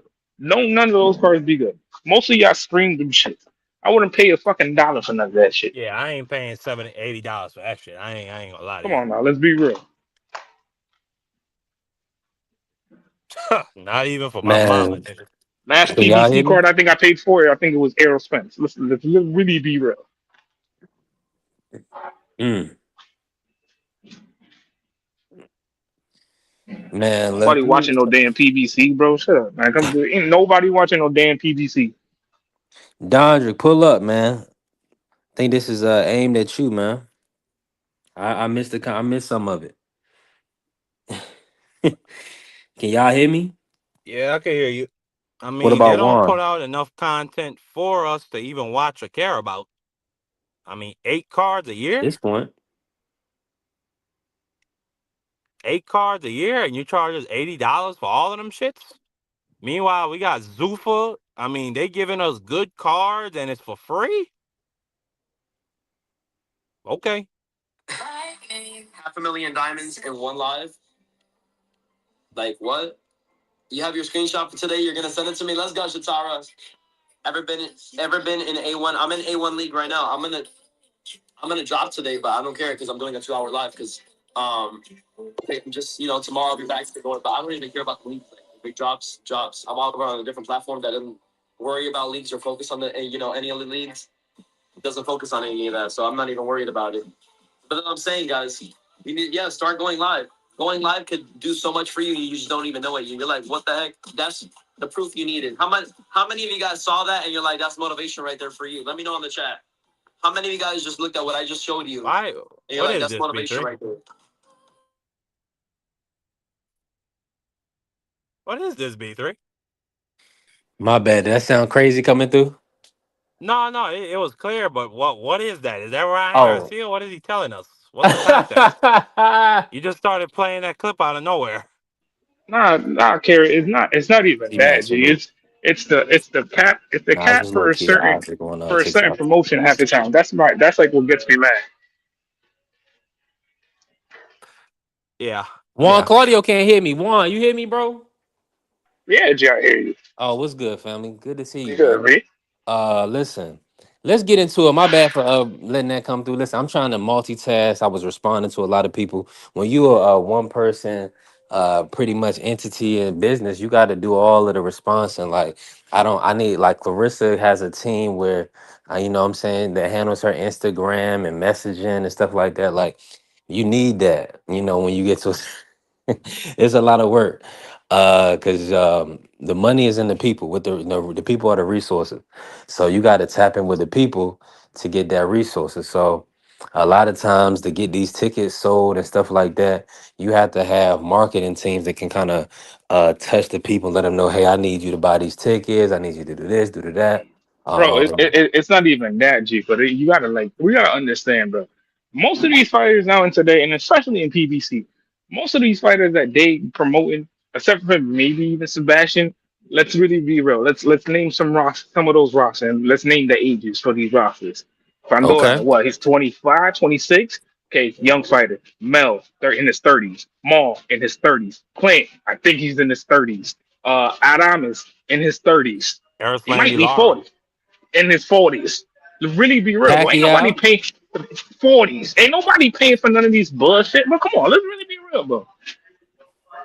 man, people would pay for a lot of things, bro. I'm paying for Pacquiao. I'll pay for Pacquiao. But you gotta pay somebody that's worthy for me to be paying him that money. Get the fuck out of here. You paying if he fight Devin Haney. I'm definitely paying it. If he fight Devin today, I will guarantee you, I will pay for that shit and I will live stream that shit on my phone. Stop playing with me. Right, that should be fine. Right. I'm just fed up when people like defend a fucking a promoter that just doesn't put out like Murky said they had 8 cards, and I doubt that they had 8 cards last year. I doubt it. I super heavily doubted they had last year 8 cards. And somebody ought to look that up, but it's just like, bro, they had 8 cards. Nah, ain't no way they had 8 cards. I remember they had two David Benavidez cards and maybe two 10 cards. Well, according to the numbers, they had 8 cards last year, one, which is a bump up, I think, from the year previous. Hold on. So you telling me that they had a total of eight total? Well, no, I think they might have had 11 cards last year, and I think they had 8 the year before. So it was a bit of a bump up. You can hear me, B3? Yeah, I can hear you. Mark, I'm with Yeah, you on yeah. that. I can hear Coach. Everybody can hear everybody. Blaze just pulled up. What's happening, Blaze? Yeah. What's up, Blaze? Peace, y'all. How y'all doing? What's You know, good, I'm here Blaze? working like another like a slave, like I ain't working like always. You know how I go play He's boy. Yeah, man. always Listen, working. come on, man. Listen, man. I'm at the crib working from home. I got a hybrid situation, so I'm saying, Nah, just you trying to get working some like a late breakfast father, in. Juan. You got Juan Yeah, number clone. What is that? Juan clone number 2 or Juan clone Yeah, number 3 you got now? number two. There you go.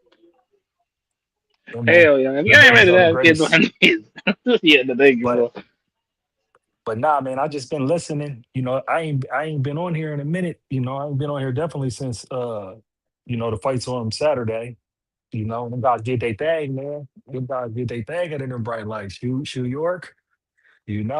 Keyshawn got the stoppage like Straight I to thought he bed. would, and Shakur did his thing, man. He lived up to his bright lights, Shakur Bright Light Stevenson.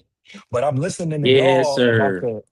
I'm listening to y'all about the PBC, right? The promotions and then Floyd and all of this. And I gotta say, with me, I'm like, when I be on these panels, I really mostly gear my conversation towards actual fights and fight who's coming to fight and fights inside the ring. So I'm not beholden to like the side of the street promotion companies. I don't have an opinion on them.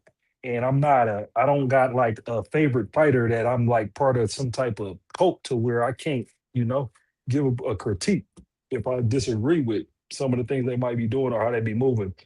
And so it's interesting to me because I'm new to these YouTube streets too, because I did time. So I ain't really been on the scene as far as like keeping up with all the YouTube topics regards with boxing, like which makes fans and the viewers or who be on here as far as like with the promotional companies and the other side of the street and all of that. I didn't realize I used to think I said, damn, why is it a thing? But then I'm realizing I'm just getting to understand why it's a thing when y'all been looking at, y'all been in this platform looking at these fights day for day for years now. And I'm new to it because for me, I'm and really still, I still got a mindset to where I just wait till the fights get finalized and then we talk about it. I'll talk about if there's a tweet or something. You can ask me about the Keyshawn or Haney situation and whether or not they're gonna fight or not. I'll say my little comment on it, but it's just open negotiations. I don't really have an opinion. I can't really say somebody's ducking one person or another or whatever. But to just circle back what's on the news today, it's like I agree with a lot of cats been saying or cats saying on this panel is that it's interesting that Floyd's suing PBC and Al Heyman now, when for years, it seemed like they were one and Nah, the it's same and just there were no Showtime. issues. This is Yeah, just Showtime, but okay, who it's was just owned by Showtime's. CBS, right? So, but Yeah. it's not inferring that Al has something to do with Yeah, it the is. It's funds. saying He's that not being named Al. like that It's because I'm saying that missing. It they. seemed like I guess that's what I'm missing when I'm seeing the reports. No, you're exactly correct, Blaze. The So civil they're not complaint naming is Al at alleging all. that Al is alleging that Showtime aided and abetted I Al don't know if in y'all can mis hear me in. anymore. I don't think he can hear me. Can y'all hear me?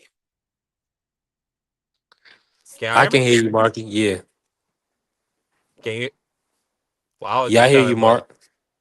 Well, no, I was just explaining that situation to Blaze because I find that weird too. But Dank in the chat, or no, Des 215 in the chat said there was a clause in Floyd's contract that I guess said that he can't sue Al.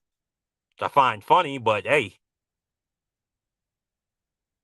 but the civil complaint is alleging that Al was the one who misappropriated Floyd's funds, and they're saying, and Floyd is saying Showtime helped him.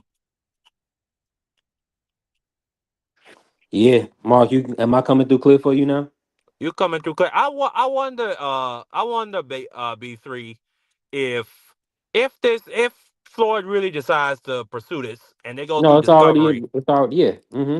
Yeah, no, but I'm saying they really pursue this and go through the process instead of just settling, Stop it. and they go through Right. discovery. Is Al gonna be forced to give a deposition under oath? And those things are usually public. So at some point, that's like we might get an 8-hour video of Al Heyman talking, like really going over the business of boxing. Like that's the part I find most interesting right now. Like if we would ever get that. I understand what you're saying. That would be kind of fire, but that's something you would never see. Yeah, yeah, yeah, yeah. I think Al got too much. I mean, I don't know that for a fact, but I think Al, the same way how Epstein got them files, Al got them files. He been working with all these boys since they were young. Man, just imagine being the most tapped in person in the industry, and you don't even have to show up Bruh. physically, like on the scene at the event. Like you, That's some he, Don shit, bro. Like I remember yeah. I'm watching this show. It's called Mobland. It's about these British and Irish gangsters over there. Mm-hmm. And the boy, and literally the lieutenant walked to the back and he get the order from the big boss and he go in there and he do everybody. And the boss didn't have to see nothing. He's sitting down there eating a steak. That's what I envision Al Heyman to be in real life. Cause we ain't got we got a couple like blurry images of the guy. We ain't got no recorded interviews, nothing. You can't even find a newspaper or like an article in this interview with Al Heyman. None of that. Yeah, and that's for a reason. Absolutely. That's Don status.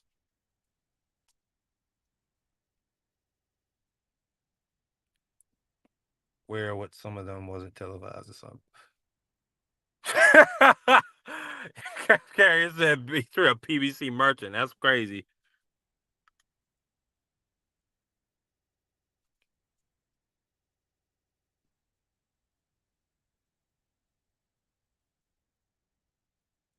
All we see is the same special ed looking picture of Al. Facts. That's the only picture I've seen of Al. I seen like one video with Al where he was talking to somebody backstage and like somebody caught like maybe 10 seconds of him. That's about it. Outside of that, Al Heyman is an urban legend.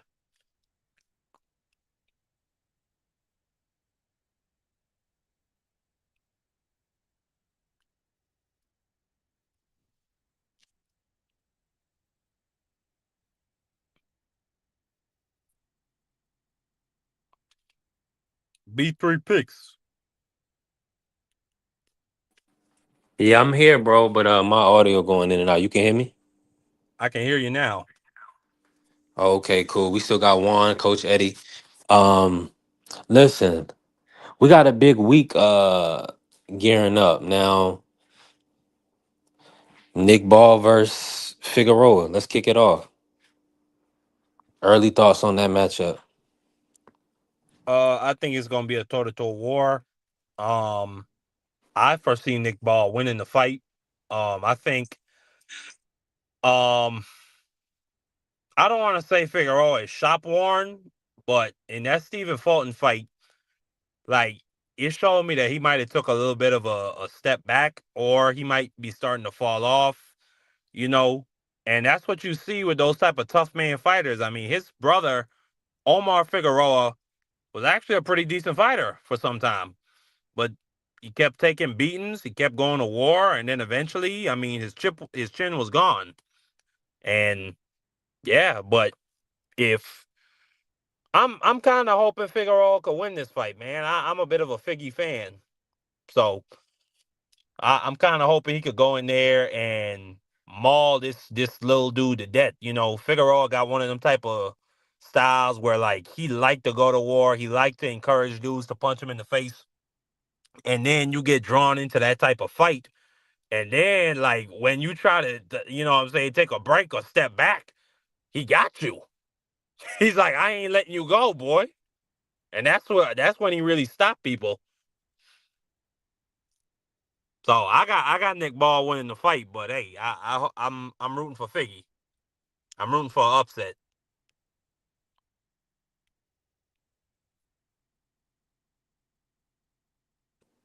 I got you. I hear that. You say you're room for the upset. Thanks said Biggie is finished. Shower like y'all in here. Yes, indeed, boxing. Appreciate you. How you doing? Hope all is well. We definitely growing. Make sure I tap the like button. If you haven't followed the channel, follow the channel.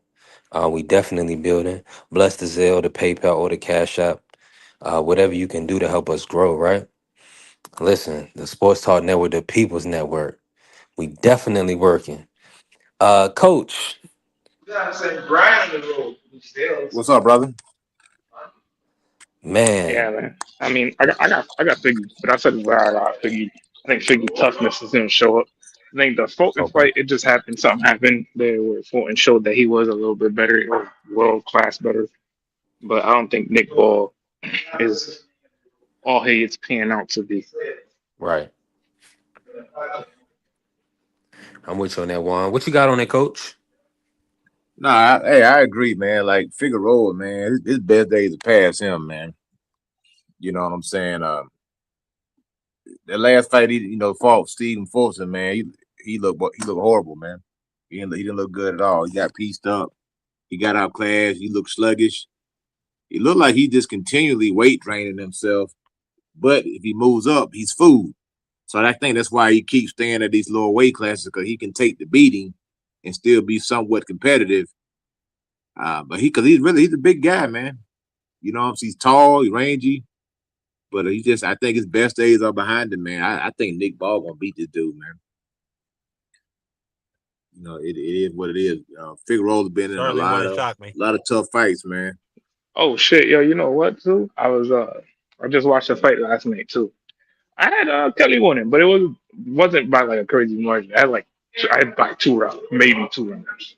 What you say, Juan? Now, because we was talking about the locker room and Kelly yesterday, and they were because I didn't watch it Saturday night, but then I fucking still I ain't ended up watched watching. it. Yeah, I had Kelly winning like 2 rounds. So, but Kelly did his work early. That's why like Bachram was waiting, and he was getting hit with a lot of clean ass shots, like hard clean shots too. It was like he was getting hit hard, so it wasn't like he was on his bike, but it wasn't like like damn, bro, like. But he definitely won that. I gave him that. Mm. Kelly Oh, had you a good watched it. You game you said plan. you watched the Joet fight. The not the Joe fight, the Josh Kelly versus Bachram. Oh, Bagram, yeah, yeah, it Yeah, was a Kelly great had a game good plan. he had a good game plan. He had a good game plan and he stuck to it. What coach said? Yes, Coach, you not in here? Coach said he ran. Yeah, he did. Yeah, Yeah, I'm on the phone with the mechanic shop. Give me 1 second, brother. Okay, all right, coach. B3, he did run. Yeah, But He said he he did. did run and then he punched him while dude was trying to catch him. The thing with Bachram is Bachram don't got a Mhm. jab, but Yeah. Bachram got dynamite in his right though. His right's lethal because you feel me when he got to Kelly, he banged him, but he couldn't set nothing up to get them yeah. punches Nah, off, but even then there was a moment in the fifth round where Yeah. he threw like this weird ass right hand. He threw up the right hand, right, like thinking that Josh was gonna be there. Josh slipped it, hit him with like a 2 piece, and then Yep. flipped right out. Like he just did what he needed to do. Like that's the way you really Hmm. kind of win to win against him. Like I don't think what Shaw yesterday said trying to back him up is smart because he could clip you with the right hand and put you to sleep. Like Yeah, like he clipped Kelly too. So it was like he had the right game plan for him and he ran, but Juan gonna pull a he shower ran out in the a way in comments. Come which on up, shower. come on up, Shaw. he got the wind out. He looked like food though at 154. Yeah, Now, he definitely. I Yeah, think. I Against think he anybody definitely. else. please I let think. me No, ask. I think he gets dismantled by Boots because Boots is gonna move him. He's gonna Yeah, turn him. He gonna have him definitely confused. yeah, yeah. He don't stand a I, chance. They ain't I gonna make think that dude fight. gonna They're be gonna let kind of Kelly hold on to that shook. belt. Boots Now gonna let have him shook. Boots Yeah. gonna me have him shook, man. ever Who? Hey, Josh seen Kelly? Yeah, he yeah. gonna have him shook, man. Oh yeah, He gonna he shoot. gonna be I ain't he say. gonna be I ain't running. say you can't. I just wondered if you come up. Damn, bro, you Hey, do me hey. real or filthy. I have wanted to. I wanted to seen ask Coach fight of something. Hey, y'all, I wanted to ask Coach something because it's the first time I've been on a panel with him in a minute. Hey, Coach Eddie, Uh-huh. what up, Yes, sir. OG? Hey, with the Shakur Teo fight, like I was saying before the fight, the first thing was gonna be range, and the second thing was gonna be lead hand. And when I watched the tape with Teo, he keeps his lead left hand down, and I couldn't even make an analysis for the fight after that because that was gonna be the issue. And sure enough, I wanted to get your assessment on that fight. Yeah, like I say, man. He beat him easy, bro. I was expecting more out of To, to be honest. Because me right now, I'm at a point. I just want to see good fights, man. I don't like one-sided fights, man. Even with the Bud and the Errol Spence fight, I didn't like that fight. It was just one-sided. I watched it once and I never watched it again. I wanted a classic, and we hadn't got too many classics. If we do get classic, we don't get a rematch. But to answer your question, Shakur just disarmed that dude, man. Just embarrassed him, outclassed him.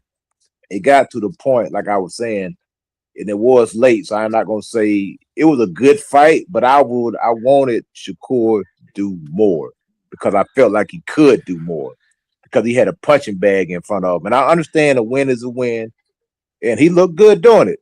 But I did doze off, I think, in the ninth or 10th round. And I'm not saying it's because of it could have been because the fight did come on late, but it Nah, was the time. nah.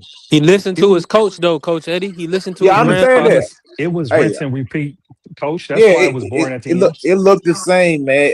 Everything looked the same. It's like he could have did more. Like Keyshawn would have stopped To, and I Most know definitely. Keyshawn and Shakur they're two different fighters.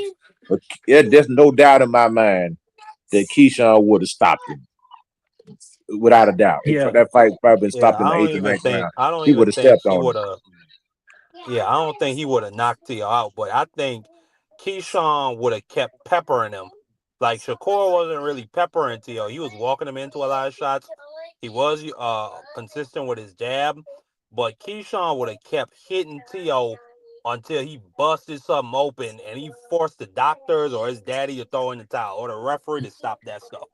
yeah. I mean, the I think thing Because is, Shakur would have Tio, put him down. I mean, I think Keyshawn would have put him on the canvas probably Keyshawn a would have put couple him of Absolute. times. down Absolute. He would have put because him look, down, look, man. Shakur didn't throw I more mean, than but two when you think punches about it, at a time against Tio. Sandor Martin put him down a couple times with just clean check right hooks from the southpaw position. And Shakur knocked him down in the sixth, but they called it a slip. He did the same Sandor Martin check hook in the Yeah. sixth. It wrapped around his head. They called it a push.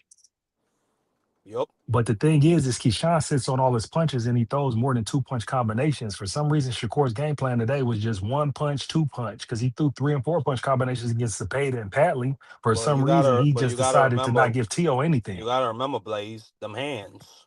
Those hands are not Yeah, too durable, so it's different, and that's what you saw with Floyd Mayweather. yeah, Floyd Mayweather had to change up his style. yeah, He couldn't throw that too much volume. So a lot of what Floyd was doing was reactive later yeah. in his career. Yeah. I thought Shakur might have had something wrong with his left hand the way he wasn't throwing it because it was crazy when you watch the tape. There's clear opportunities there, and he just don't take them. That's what we said about the De Los Santos fight, isn't it? Yeah, but I think it's just the left hand though, honestly, because that's the same thing he did in the De Los Santos fight. He just Blaze. led with the jab. I don't know, bro, because I Should had my Shakur hand should was. Shakur go up a division in your opinion? Do you feel like he should go fight Haney at 147? If he do, it should be no rehydration clause. I don't, I Thank don't, you, I don't thank respect you, that. You can't go up and challenge the champion at 147 and try to put a rehydration clause on it. Why even say that? You're reigning champion at thank 135 and you. 140, and you're talking about fighting people at 147 and putting weight clauses on them. And not only that, was even worse is what he said to Conor Ben. He said, "Hey, you put the weight clause on you Banks and making them half dead. So you want a weight clause on Conor Ben? You want him half dead with your skill set?" That shit ain't that. I don't respect that. That's why with me, it's like I like Shakur in the ring and his skill set, but I don't stand on nothing he be saying outside the ring because he be everywhere. Like real talk. Like I That's can't pretty stand much on that. no. That's pretty much what I be saying. Like Like to the he T. screamed that. He screamed that right after his biggest moment. Hey, come in here in 147 with a rehydration clause. I'm like, what? Mm, Like you could have just kept that to yourself. He's reigning champ at 135 and 140. So you're gonna hold up two divisions to go fight a three. drug cheat and bring somebody down Bruh, and you got smoked down there two at divisions. 140. You He got got Don all Smith, yeah, who just came off beating Matias in New York City. Puerto Rican yeah, star beat him after death. You got Keyshawn, your former, your or I still think they friends, former yeah. stablemate. You got Hitchens, another cat from out there in New York, former friend. I mean, who's the other boy they got? Antoine Russell. Like, what are we talking about? You talking about you gonna move up and put rehydration clauses on the Let these champion? guys hold on.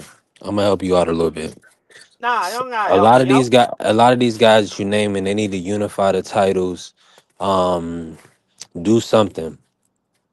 Shakur Stevenson is at a different echelon right now.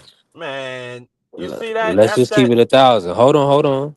It's not even that. It has to make sense. We just lived through Devin B and Brian Norman Jr. and people literally saying that wasn't even a real fight. They were complaining because it didn't look tough enough for Devin Haney. What the hell did that fight with a two-time lineal champion look like for Shakur? He smoked Man, them. It was so man, what B I'm saying three. is this. What I'm saying is this.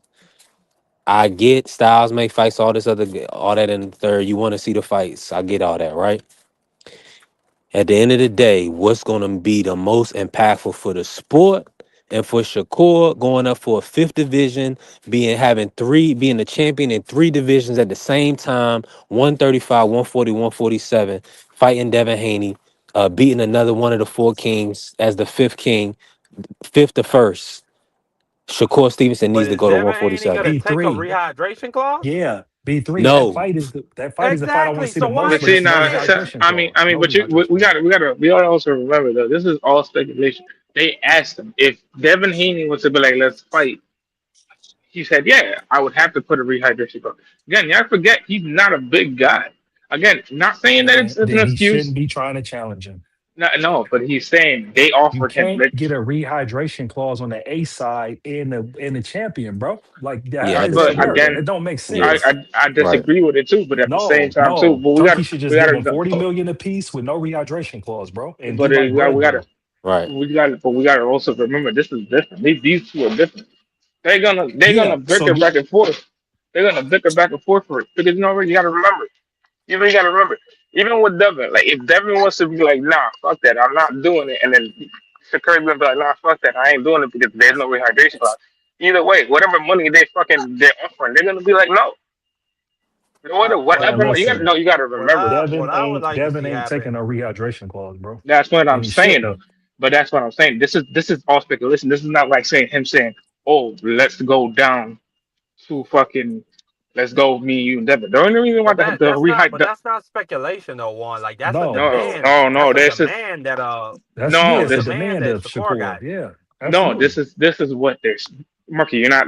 This is what you go missing what I'm saying here.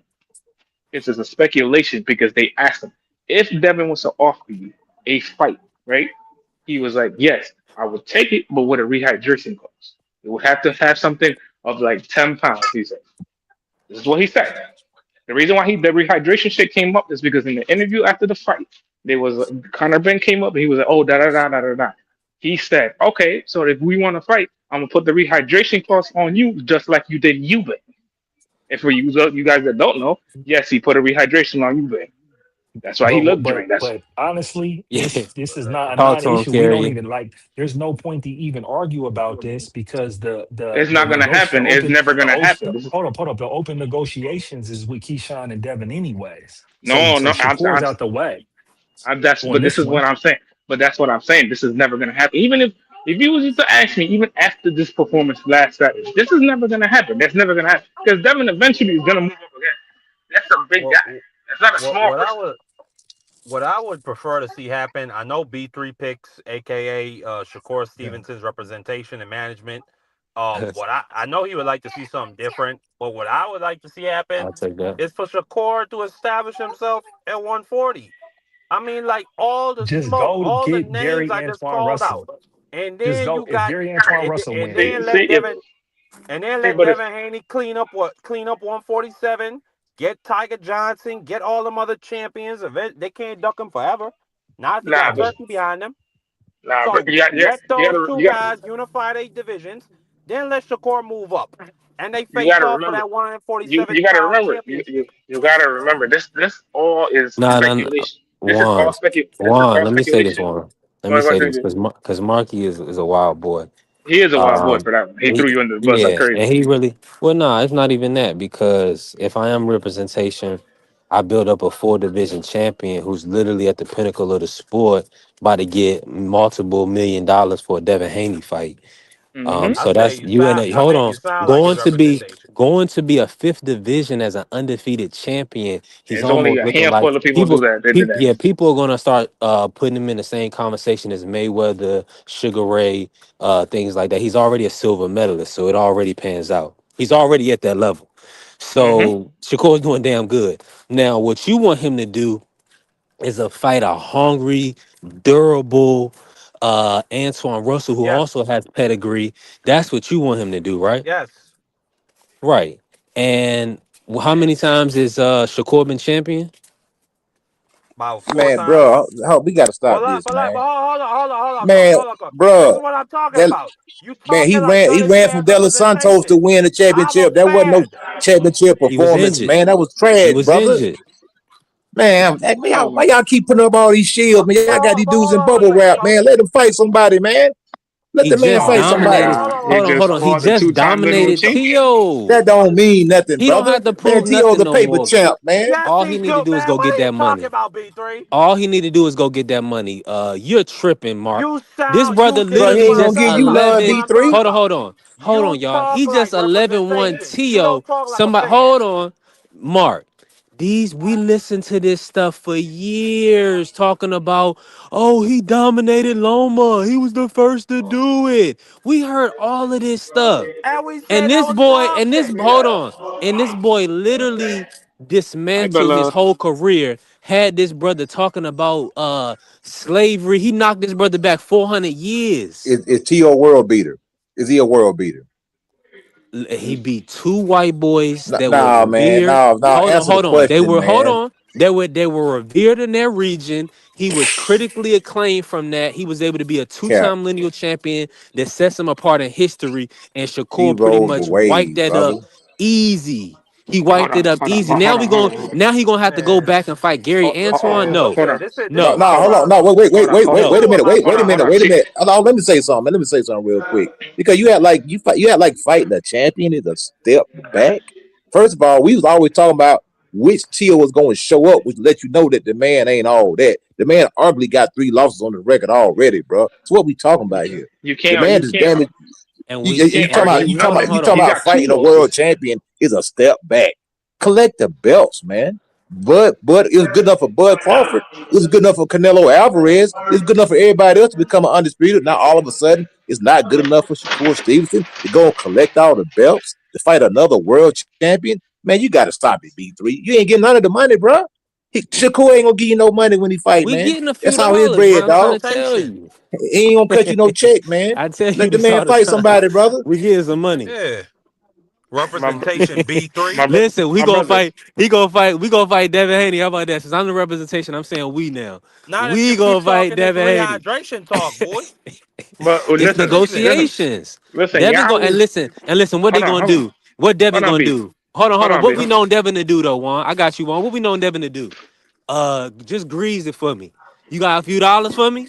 Huh? Don't Mm-hmm. that sound familiar? So Devin gonna Mm-hmm. take a few dollars, maybe a couple million. Bill gonna negotiate it, and then they gonna get down to business and make a fight. Man, Dev, Yep. Yeah, Basically, man, basically, Devin basically. is a man. real dog. Ain't nobody. You think? Hold on. Devin Haney has never took no rehydration clauses in his entire career. I don't have any reason to They believe never he would made do it that worth his right while. now. I'm gonna tell you. I'm gonna tell you no every day of the week until you put that money in front of me. And then I'm gonna Mm-hmm. talk to my nutritionist and I'm gonna say, "Can we do it?" And they say, "Hell yeah, nigga, we can do it." We getting it done. I We mean, getting it done. now Listen, Now, you see, Devin, now don't you you act don't Devin want like Haney's another black man to now. get nutritionist. no Don't. money, Now you man. Devin Haney's You don't representation. want Yeah. Now you Devin you don't Haney's want manager. Russell to get no Listen, bread, brother. Oh, I would Why listen, you trying to Antoine. freeze Hold on. Russell out, man? Let him Hold get his shot, brother. Russell. Let that Hold on. man eat. Hold on. Let me. You know how we? It's levels to it. Man, stop it, man. Russell has Gary. Russell needs to unify with Hitchens. We're talking. There you Y'all go, are putting. playing Hold matchmaker. on. See, then when you No, got your yeah, fighter we in going. bubble That's what we're wrap, gonna you want to do. play Hold matchmaker on. for your favorite fighter. Man, let Of that man fight somebody. course, He's not of the best course, but it fighter at had to make 140. sense to you, right? Shakur is Hold not the on. best fighter at 140. He's not the best at 140. He I doesn't said need it. to be the best I'm. fighter at I'm. He's not This the what I'm 140. best doing. at Let He 140. me doesn't make. need Let to me be the put it best in fighter at realistic 140. terms. Let me put it in more realistic terms, right? I am locked into the zone pay per view agreement. So I want. So that means so for a whole year. So if we gonna set up pay per views, out down that we're now we're talking business. Everything else is whatever you want it to be. The business side dictates Gary Antoine versus Richardson Hitchens. Man, Two Deontay guys Wilder that and Derek are one Chisora is on time. pay per Hold on. view. What Hold are we talking about? two. Deontay And Wilder's fight is on okay. pay per view. What are we And that's talking about? heavyweights. Y'all already said earlier, heavyweights run the sport or whatever the case may be. So we already debunked that. Let's get back to business. isn't Richardson And Hitchens? Devin Haney and Shakur Stevenson, two multiple division champions. Don't that make sense? Don't that sound like a better pay-per-view? No, man. Shakur You versus sound like a bad manager, dog, who's ruining Devin. the We can have sport. That's why we Antoine are and right Hitchens now, on the because people undercard. not That's a fighting the great best co-main. Thank fights. you, We're not thank getting the Uh, best you. fights, man. put it wherever you want, That's why we in the right? predicament we're in right now. We're not getting the best So fights, man. come on, That's bro. not the best fight for Shakur I think Stevenson. it's It's already not. set. It's not the best fight for him. Man, I mean, and this is why I like a kid like Xander. Xander show you he got the nuts. Go straight into a title fight. 22 years old. Then he goes straight into a unification. And he not done. He goes straight to calling out Josh Kelly. Not this BS what B3 is talking about. Yeah, I Shakur think trying to cherry disgusting. pick himself to a victory. Man, let the man fight somebody. That's what I'm saying. I'm not So crowning now, this dude the so now we best at calling T.O. a 140. cherry pick. Where did Bro, one? Can you believe it? I'm not crowning this man. I'm not crowning this man. See, this the problem is the man get one win, and all of a sudden y'all ready to crown him the best in the division. He fought one guy in the division. That don't mean you the best. That just mean you beat him. That don't mean you beat the rest of the guys. You got to fight them, man. You got to show me. I don't. I'm not. I'm tired of this fantasy matchup. Well, we already know what my fighter would have did, but we don't know what your Yeah. fighter would have did because your fighter ain't fought him. Put the man in the ring, brother. That's all I'm saying. Thank you. Hey, Y'all Bella, got these guys up I in was bubble thinking wrap, it, man. but you know what team I'm on. But shout out to the Bella Queen Bella. Appreciate you coming in. Uh, Antoine still needs the rematch with Puyo. Yeah, he lost in the division, so we can't try to say But so you we saying he we didn't can't win just that belt? say. You So hold saying he on. So didn't win you that belt? hold on. So you saying, but y'all are Man, I'm making it telling you, That's seem as hold Shakur irrelevant. on, hold sound like on. Tank. You treat Shakur like Tank Davis, man. He's the new Tank Yup. Davis. Yup. Because Nah, I man, want him that's to whack, go up bro. for a fifth division. Because you're trying to put No, rehydration clauses on niggas. fight the guys that's in front of you. The man got plenty of food on his plate. Finish your food on your plate. Don't just eat the Man, goddamn Cinnabons and then move. Now eat that Coach, this is $2 not the steak that's days on where your you getting plate. 6 and 8 Eat that fights $2 a steak that's on year. your plate. That tough steak The that's on your plate.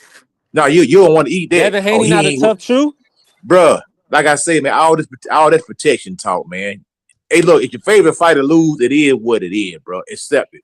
You know what I'm saying? Stop having an emotional attachment to these Yeah, guys and just let bro. them fight, man. You know what I'm saying? It Shakur is needs to We what it just don't is, do this brother. unify. in no He just other need to sport, unify at coach. We don't 135 do or this in 140. It's no simple. other That's sport. the math. I don't understand why it could be any more than that. I don't understand why there'd be any excuses for him not taking any of those fights. Simple. He just had an easy fight. He could fight in May. Like, what are we talking about here? So it'd be like, I don't understand how we gonna have all these reasons why he's supposed to be fighting a Conor Man and rehydration clause and all of that when he's reigning champ at 135 and 140, and there's a whole bunch of good fights down there for him to unify, and he could possibly be undisputed if he really gun for it. If you show But the that's nuts, just my opinion. I'm with Coach Eddie, bro. He got to fight the guys. We want to see him fight like at 140. We want to see him fight Gary Antoine Russell. At 135, we want to see him fight Muratalo. We want to see him fight Mason. Hey, if Tank figure his stuff out and come back, we want to see him fight Tank. As simple as that. that's how I feel. Which listen, I think everybody the consensus was people was believing Gary Antoine is the best at 140. Bella, I mean, that's the only person that makes sense. I don't hear nobody saying Hitchens I or think Sabrina Hitchens. or Now I it anybody think else. makes Hitchens. sense to go collect all I the think belts. That's Hitchens. what makes sense, B3. Become an undisputed champion so you can join the club. Right now, yeah, you at the barbecue, but you ain't sitting down at the table yet. Go get all your belts and then come sit at the table. That's all I'm saying, Yeah, B3. yeah. Yeah, Come sit at that yeah, But Monster that Dewey that table, time, so that hold on. Usyk table, that Devin Haney table. all I'm saying is It's join the club. all Join the that sound club. well That's and all I'm good. saying. But how about you join the Be the Undisputed Club? Man, Don't come that on, sound bro. Huh? better? You can become undisputed in one fight, man. No, go collect the belt. You got smoke, bro. You got smoked at 140. You got smoke at 135. There's no reason for you to go up to 147. When you get it, especially if you putting rehydration clauses on people, that means you know what I mean. That means you're not big enough for the division. Stay where you at. Stop trying to be an opportunist and fight the guys that's in front of you. I Those agree. guys won't turn down any smoke from Shakur Stevenson.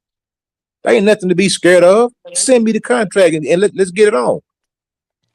I don't know what the big deal is, man. Everybody, Well, you know. we get Gary Antoine on February 21st. What's your thoughts on that fight versus Andy? Is he gonna dominate Andy? Talk to me. Oh yeah, man. Yeah, I expect nothing but good things from Gary Russell, man. He looked tremendous this last fight, man. So like he kind of got debunked and I'm sorry, he got sidetracked a little bit. I ain't making no excuses for his brother, but he did lose his father, with the Pueblo, and they was going through a transition where they lost the patriarch of their family. And that can affect the guy for good or bad. He could have been highly motivated, he could have been down in the dumps. But not to take nothing away from Pueblo's a tremendous fighter, man. I thought he won his last fight. I thought he got robbed against Matias. but I think Gary Antoine As did Russell. I.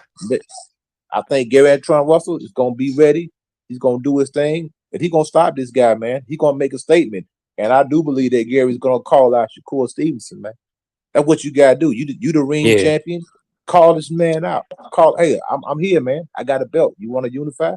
Let's get it on. Mm, I love that I hope fight. Garrett get off PBC so he can get more Nah, than one well fight a he's year. on. Well, he's on a ring card.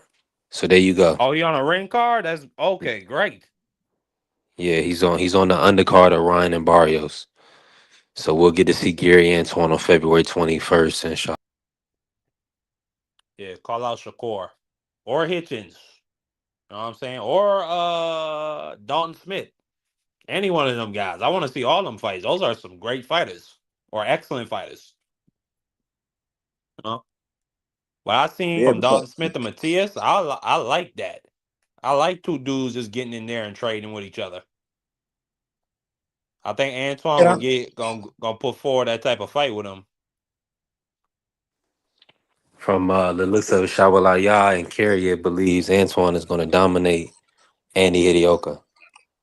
He should. He's a Chinaman. Well, no, he's black. He's mixed. Still a Chinaman. Okay, but fair enough. Um, Hold on, he's not half. No, he's Japanese, bro. He's like half Japanese. You tripping Same right now? difference, nigga. No, it's not the same difference because you support the Japs. They all It- come from the same continent. but in a way, is your boy, right? Yeah, he a Chinaman too. So Antoine is going to be Hidioka because he's a Chinaman, or he's weak because he's a Chinaman. So are you saying that Bruce is Historically at those weight classes, Chinamen have not done well. fair enough? Well, what about Murata? Ryota Murata, he did well. Ryota Murata? Yeah, Oh, yeah, that's the gold medalist one. I mean, he like, are you? I mean, did he really do that well? hell yeah, nigga. Became world champ. I mean, nah, he got elevated to world champ and then sat out for 2 years after COVID, and then I think lost to Triple G in his first fight back. What I had the how long of a career, man? Stop the cap, man. This dude. Yeah, like So what? He got 16 retired. fights. This nigga had a great career. He got retired by Triple G. Leave the nigga alone. He did, like you said. It's not even nobody. Who else other than Big Bang Zhang? Like you got one person in a whole weight class. Like you saying, Murata did hella good based on where he came from. Who he Come on. fought? Who he fought? Did he He fight got his Canelo ass kicked a Charlo? few times. Hold on, let me see. Did he fight um Demetrius Andre? Did he fight Jaime Munguia? I'm gonna Like look. say I whatever know. you Listen, will, hold on. Monster knew he cleaned up all them international dudes from other countries at 122 and 118. Did this man do that? Nah. So the point stands. Chinamen don't really do well at that weight. And no, I was just fucking around. I was just gassing Ryota. I was just gassing it. He's 16-3 or 4 over his career. That's He my beat hold point on. He is beat Rob Bryant, bro, and he stopped Stephen Butler. And he beat Hassan Njagnam. Ndam. Hell yeah. Stopped him. Bruno Sandoval stopped him. who the hell is that? He avenged his losses. The only person he didn't get, the only loss he didn't avenge was Golovkin. But I remember that fight. I remember that fight where he avenged the loss. That was a pretty decent fight. But my point still stands. I mean, listen, decent fighter, good little fighter. But I mean, even if okay, you know, I give you that. That's like one in 100,000 Japs and Chinamen that have fought since the 50s at 160 pounds, and all of them have pretty much been bums except this one decent fighter. So my point still stands. The Chinamen don't really do well, or the Japs do well at that weight. I'm with nah, you on that. Let's pivot to 154 real quick. Shazan Shawa is Zan now the number one champ. Are you in congruent with that? Zan, I believe you said that the other day, Mark. Xander being number one at 154 right now, being a unified champ. Let's bring I in would have to Piotr give as it to well. him. Piotr, what's going on, man? Salute to my guy Perolito. How you doing? Hello. Happy New Year. What up, Marky? Happy New Year. I would have to agree with that. I think Xander. I mean, well, yeah, I'd have to agree with my own comment. Yeah, I think Xander is the number one guy at 154. Um, I would like to give it to Fundora, but he's pretty much fought Tim Zoo twice and a tune-up. Whereas with Xander, he fought. Say what you will, it was for a vacant title, but that dude he fought was tough, and then he stepped in immediately and unified. You know what I'm saying? In a great fight. So I'd put him at number one. Just off achievements. Now, I think Boots Ennis beats all these dudes. That's my opinion.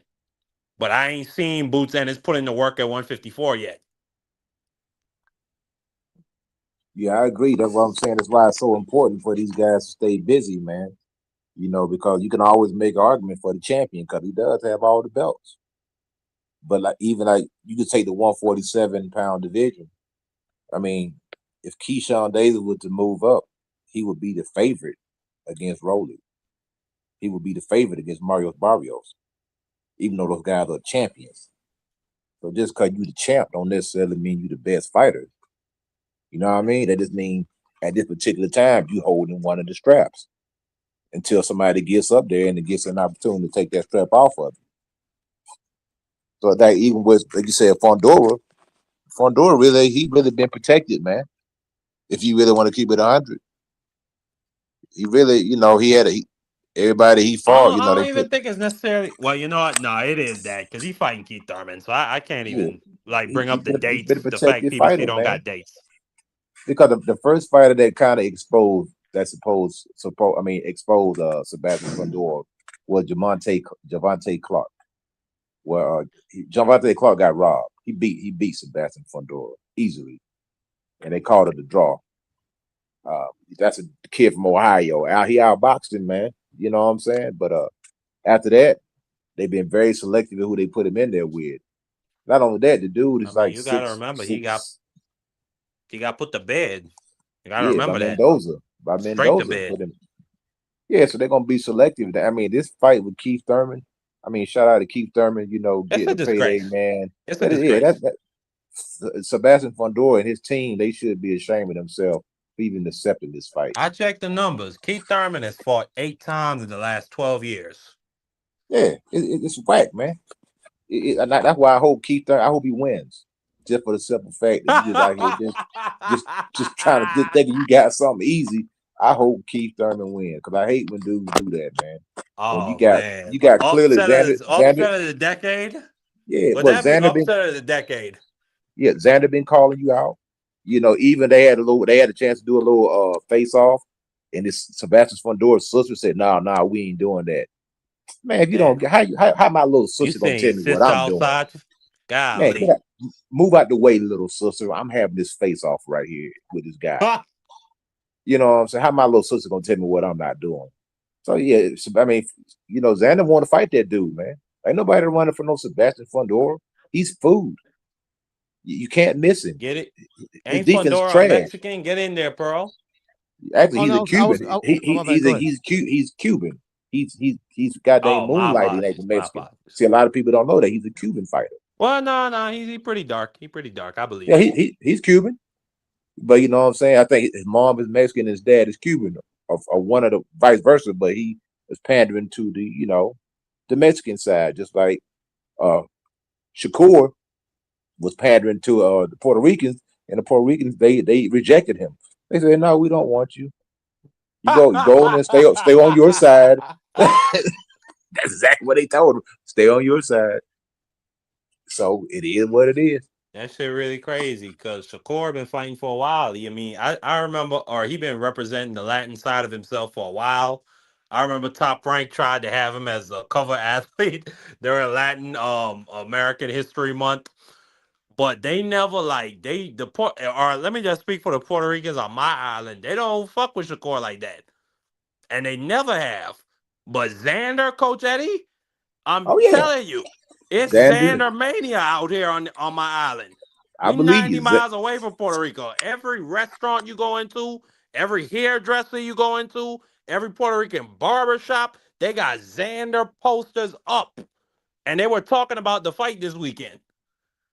Yeah, they're not rocking with Shakur. Shakur just represent New Jersey, He a man. tether to them. He a It's tether. just rep Brick City, man. It is what it is, bro.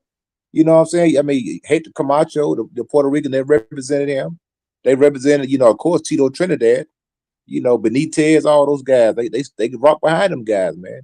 But they don't want you, cosplaying.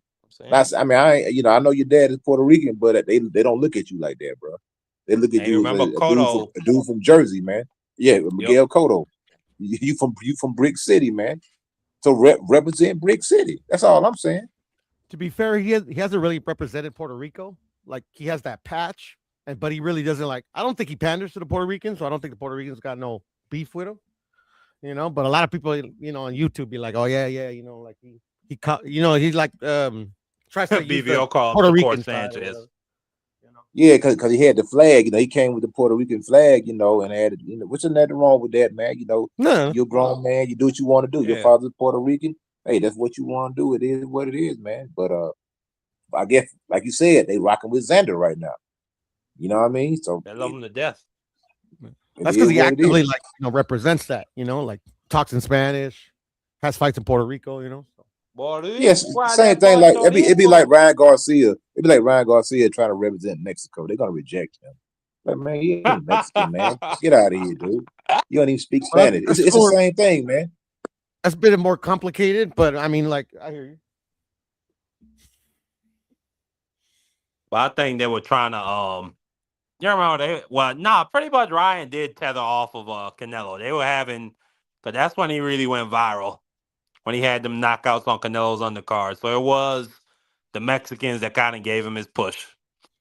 Well, not to be too technical, like there's the Mexicans, Mexican nationals, then Mexican Americans, they the way they kind of like, embrace a fighter is a bit different. But in general, Mexicans, if you give them exciting fights, they don't give a fuck. But like that's one of the fun things about the Mexican Civil War between Chavez and De La Hoya. Cause like it was you could probably speak to that more, but I took it more as the Chicano, the Mexican American versus real Mexican style. Like bridging the two eras. That's been a thing. Yeah, that's been a thing. Like I don't really like to talk about it. I wanted to see that with Benavidez Canelo. But I wanted to see that. They did the same thing with Lennox Lewis and Frank Bruno. They called Frank Bruno the True Brit.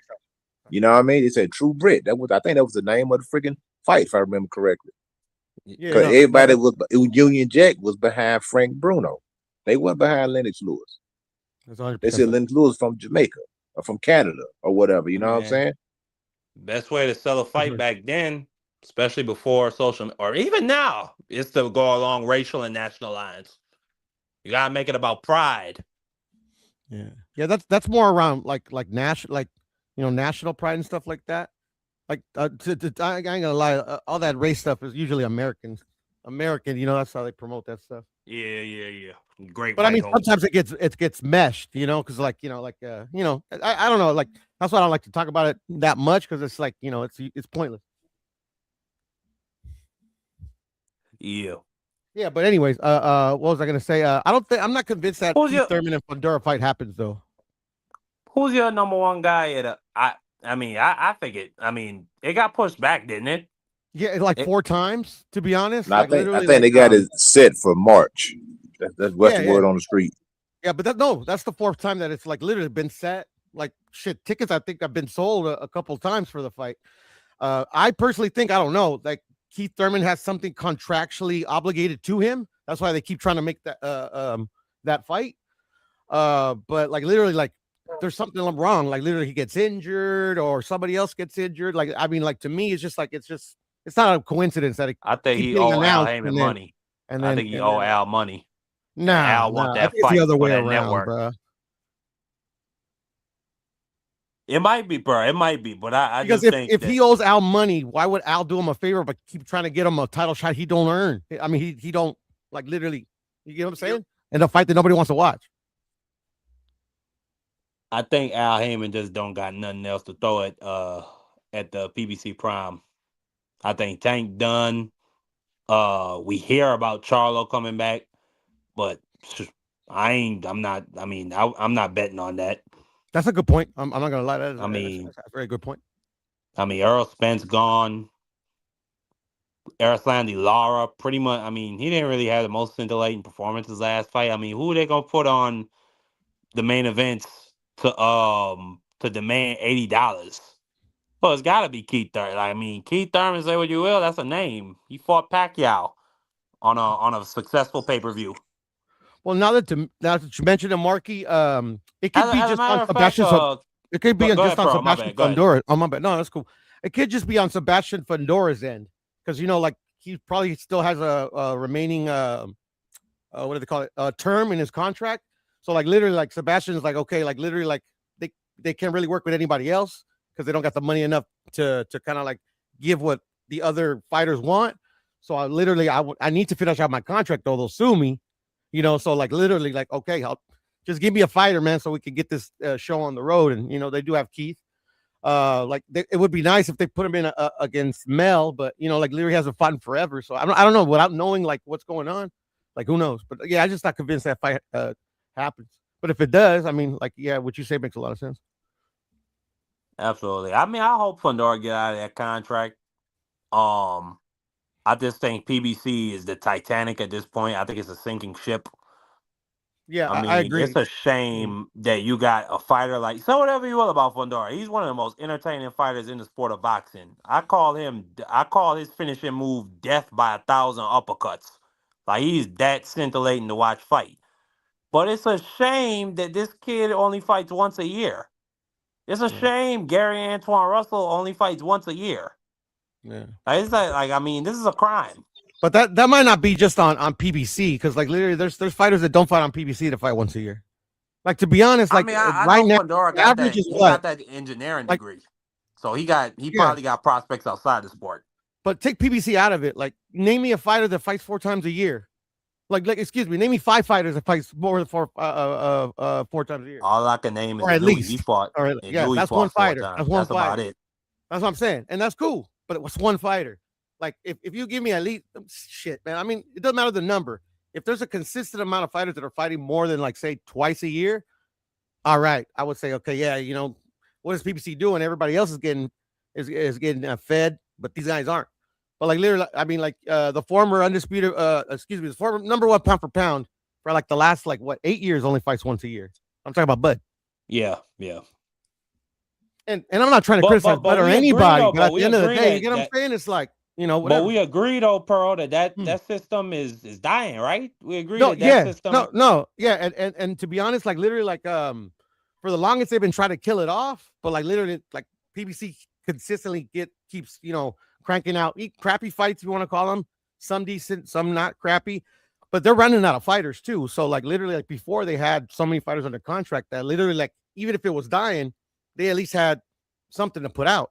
Yeah, man, I just think that's like they're stable, and then they're before like if you're under contract, they don't let you fight anywhere else. And you could just see, like, I think maybe I started noticing with like Stephen Fulton, where like literally like early, like maybe I would say maybe 2 years prior, like Stephen Fulton would have never fought Inoue in Japan. That'll be like, nah, you're gonna do what we tell you. Yeah. But they probably let him out because they're like, okay, we need to make some money so we can keep going for a little while longer. And like, or for whatever the reason. But then Stephen Fulton, he got a 360 deal, and so it was just like Al said, bro. I don't have a fighter, and I mean it's just good business. I don't have a fighter in my stable that can get you a $3 million purse at 122 pounds. yeah. So it was just good business to let him go do that. But I Yeah. agree. I mean, Yeah. But and then PBC like Let go me ahead, I'm get sorry. in on this though. So, I'll take how over. long is the full belt era gonna last? Because I know maybe Market, two you were. years. So is Maybe that two gonna be years. so long enough for Shakur to be undisputed? Or no? Hopefully. Right. That's what I'm saying. Y'all trying to push this undisputed narrative. Y'all got to make sure the timetable align with boxing because Zuffa is here, and they got a big deal from Paramount Plus. Yep. Huge deal. Yep. Yep. And so So right now, they just trying to build up their viewership base through the Apex. But soon they're gonna start moving into the big arenas. That's probably gonna be happening in the second half of the year. if they can secure Jairo Pataya a unification fight with a Benavidez or a Zerto, whoever wins that fight. So yeah, they're probably going to add a belt.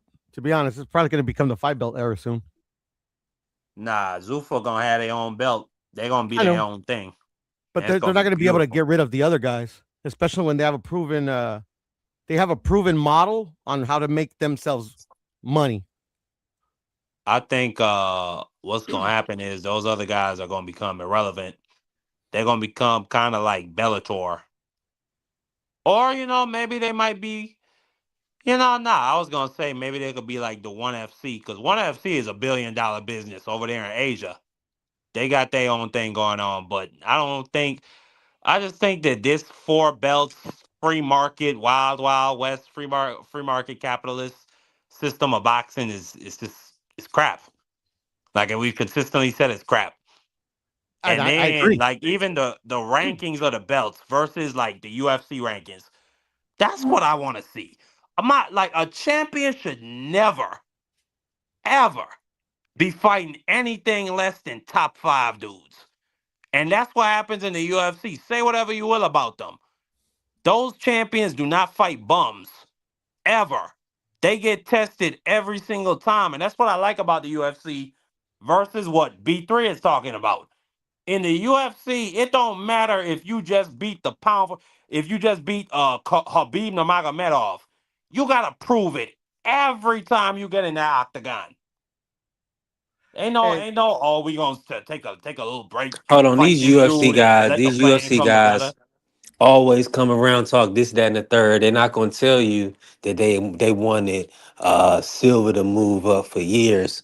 Um, they always want their guys to move up and fight the bigger champions, the John Jones of the world. People wanted that Silver John Jones fight. So I say that to say, don't act.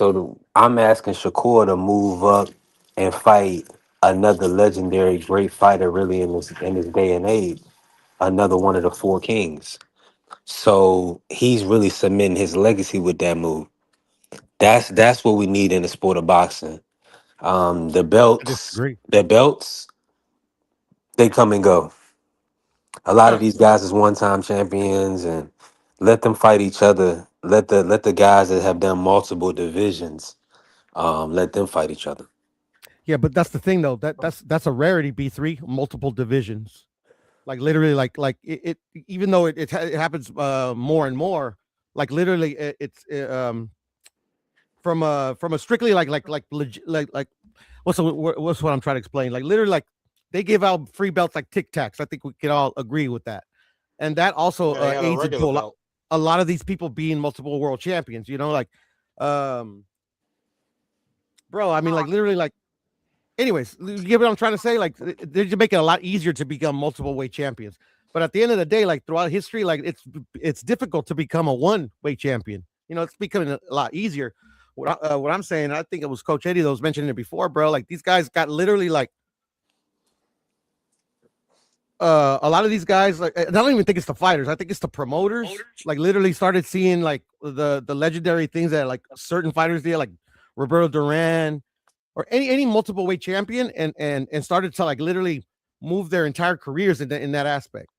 Like literally, like we're putting the label of like best boxer, or like the pound for pound, like, oh, this is the best boxer in the sport right now, or he's number 2, number 3, and he TL. literally hasn't proved it in at least one division that he's the best. Like literally, like you got fighters like Shakur, To, a lot of these fighters that literally like jump weight classes and literally fight 1, 2 dudes, and like, okay, I'm done. I'm done with that weight class. Like literally, I was the best there. I'm like, no, you weren't the best. Like literally, you fought 2 guys there. You can make an argument that you're one of the best, but fighting 2 of the top guys in that division doesn't make you the best. Mm, I'm with you on that. So it's Now, just I'm preaching to the choir to myself, and to other people but yeah, but I agree with the frustration of most fans. It's like, it's like, so yeah, what do you man. want to see next from Shakur, Peter? Me personally, I really have no expectations for Shakur or any of the new fighters nowadays. like most of the time I hear myself, especially on panels or just talking to myself, like I just want to see a good fight. At the end of the day, like if Shakur can give me good fights, like for the rest of his career, I would give him a high praise when he retires. I'm not gonna hold my breath, and that's not just a Shakur thing. It's a lot of these fighters, like literally, they don't care about the fans. I think that's one of the big things that people used to talk about, but they don't really talk about. Like these fighters don't care about giving us a good product. They care Now about let winning, me which ask is you cool. this: You know, Was the T.O. Shakur a good fight in your opinion? And if not, who's going to give Shakur a good fight in your opinion? it wasn't a horrible fight, which I thought it was gonna be, which was cool because like that's what I was hoping for. Just at least they give me a good fight, but I wouldn't call it a good fight either because but then too, like literally, like I'm the type of fan that like I have high expectations for people, and not just Shakur, but Tio both, that literally keep telling me that these are the best fighters. That literally like Shakur is now in the top 5 pound for pound because he destroyed Tio. You get what I'm saying? Like literally, like okay, oh, like so if I didn't know who Shakur was or Tio was, and you're telling me that just the way I like, I guess grade performances of fighters, I'm like, oh my god, like literally, like this guy must have like literally obliterated him, and with like you know what I'm saying, like say like what was his name, shit, my bad, Sugar Ray Leonard, Tommy Hearns, the first fight, like to me, like oh my god, like something like that, you know. But then you see like that, because I saw the fight obviously, and like literally, like in the end, like he literally destroyed his eye with a jab. What I call it, like, oh my god, a masterclass performance. Not me, Yeah, but like Leonard won literally the my belt, Carl. expectations are a bit different than other fans, you know. But yeah, Yeah, I Leonard thought won the I was more belt. disappointed with T.O., and it could have been just called Shakur. It's just that much better than him. But T.O., he stunk it up. He should have put. That's the thing, man. It's like I'm gonna liken it to music. It's like you asking like a 19-year-old kid who's the best rapper when they only heard the people that they're familiar with. When you ask an older person, we have a whole lot more to compare to. So when that's your core fight, yeah, they acting like this guy's the best, or any of these guys, not just him. I mean, they don't compare to the guys of yesteryear. I know that's not a fair comparison, but even St. David said, "Man, these guys today are nowhere near the type of dogs these guys was back then." You Yeah, he know, one of them. exactly. He was including himself. Yeah, he know He, for sure. he was Yeah, he including would himself know. in it, and he was being honest. The thing about Shakur, you won't see him for 6 months. It is what it is. These guys fight at most twice a year. That's all you're gonna get out of them, brother. Nah, That but is back it, in the man. day, I mean, back in the day, Coach Eddie, I mean, you had guys that were cool not fighting on TV. You had guys that were cool just fighting in bar rooms, fighting in clubs. Guys were cool fighting on the radio. But now today, you got to have a network in order to get paid. Everything got to be a But big back fight. then, I remember Everything got to be a big fight. I remember I was listening to Blood Boxing's series on Marvin Hagler, and a big thing was because back when Marvin Hagler was an up and coming contender, he was getting paid like $500, $1,000, and then Sugar Ray Leonard came in and got paid $50,000. And that's what, and now that like kind of set the market where everybody, if you're a young star coming in, they were trying to get paid that, even though everybody ain't that. And then years down the line, you see what happened. Well, and then we also had a lot of other things come in between. But years down the line, the market gets saturated. Now we got the crap Exactly. where now you got And Virgil Ortiz demanding $7 million to fight Boots, exactly. And even not if only that, he ain't never produced that. you get a lot of fugazi too, and the boxing fans are very easily fooled. 'Cause a lot of times they just don't know what they're looking at. Like Bob Arum said, you can kick a boxing fan just like a rock, kick him any direction you want to kick him.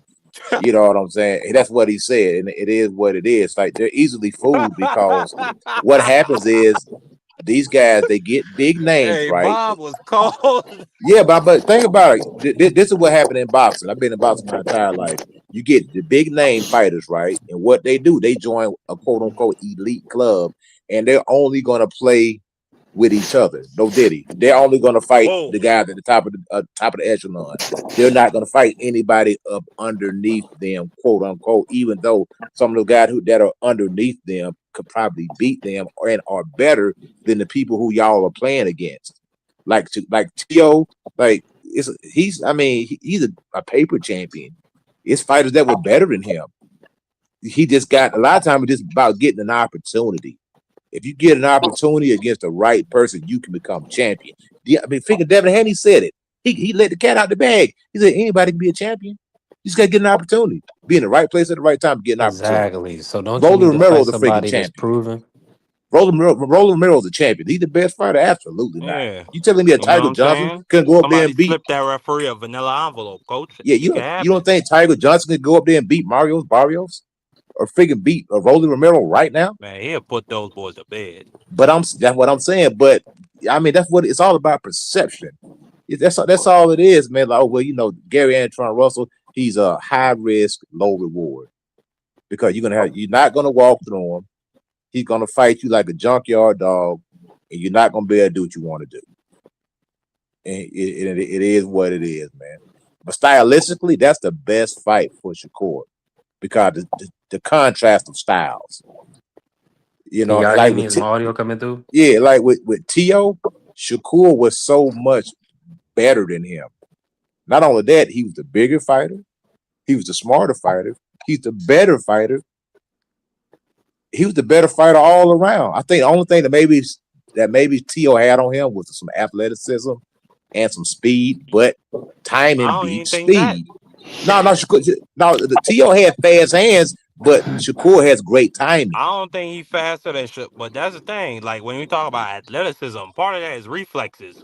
Shakur's reflexes are Yeah, they on a different Shakur planet. has great timing. He has great hand speed. I think Tio's faster with the hands, but Shakur has great timing. He punches in between your punches. It's like you said, his reflexes are great. He can stand there and look at your punch and just get out of the way and time you. And that's what he was doing with Tio. He was timing it. Because Tio was throwing fast punches, but Shakur seen him. You know what I'm saying? And he timed him, beat him to the punch every time. I mean, he outclassed the guy. Don't get me wrong, but like my man said, it was rinse, wash, and repeat. No, every round looked exactly the same, and that's what you want drama in a fight, man. At the end of the time, I seen better fights on Pro Box than that fight. Now that fight was contested on quote unquote a higher level. I'm going to say that quote unquote a higher level, but as far as the entertainment value, I seen better fights on Friday Night Fights. I seen better fights on Tuesday Night Fights. Freaking Mickey Ward versus Zab Judah was a great fight. Mickey Ward versus Mickey Ward, yeah, great fight. Yep, versus Burton. That's one of the greatest fights I ever seen.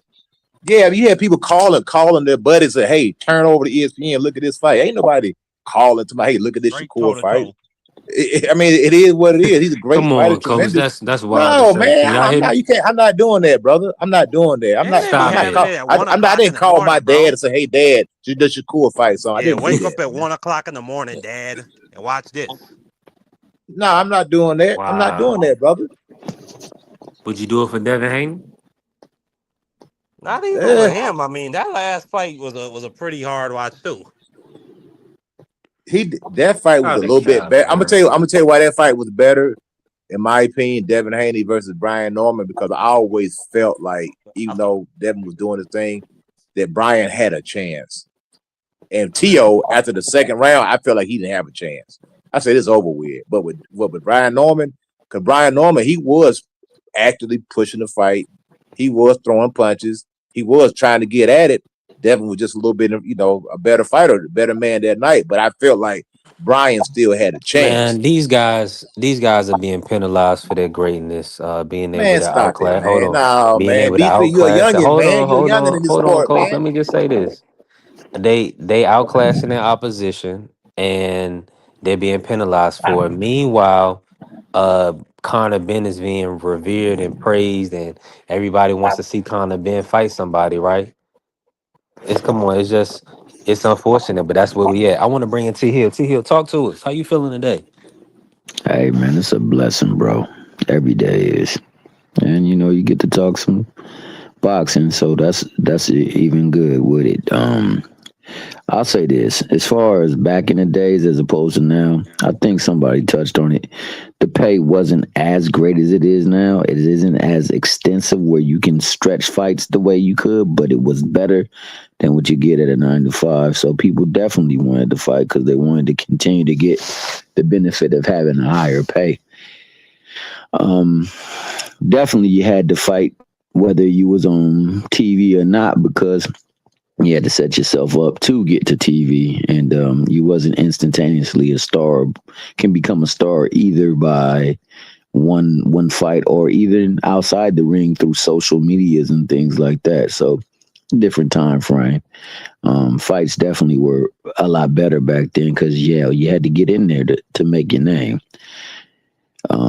There was no, I mean, this is for all sports. Imagine Allen Iverson with social media. The explosion would have been amazing. Well, I don't know about Michael Jordan because he kind of came into it late, but there's some people who, if they had had this around, man, it would have been ridiculous. Muhammad Ali, imagine him through social media. As far as Shakur, his performance, I agree with Coach Eddie. I mean, I'm not going to penalize Shakur for being better than him. I don't believe he was faster with his hands. I think he was faster with his mind, and he's quicker with his reactions. Like he spoke. I think Gary Russell was faster than Loma, but it didn't look like it.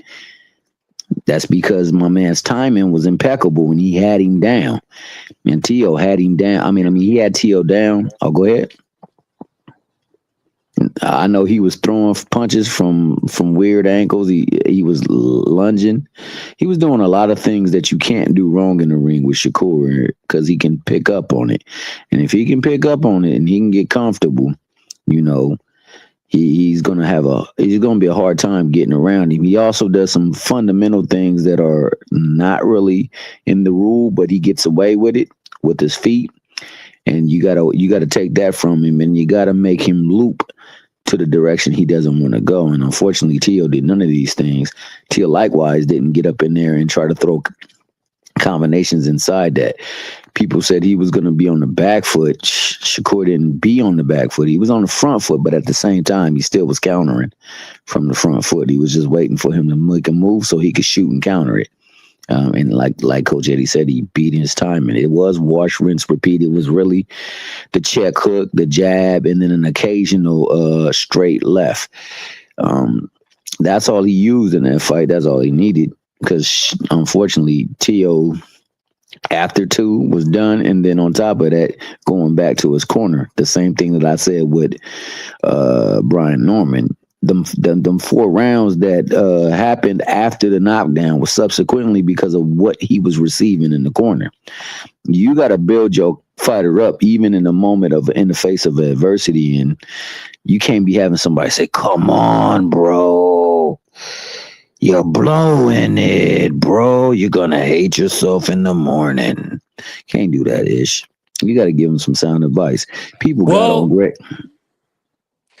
my apologies to you here. Unfortunately, Shakur just got stripped of the WBC at 135, so it looks like he's not going back down.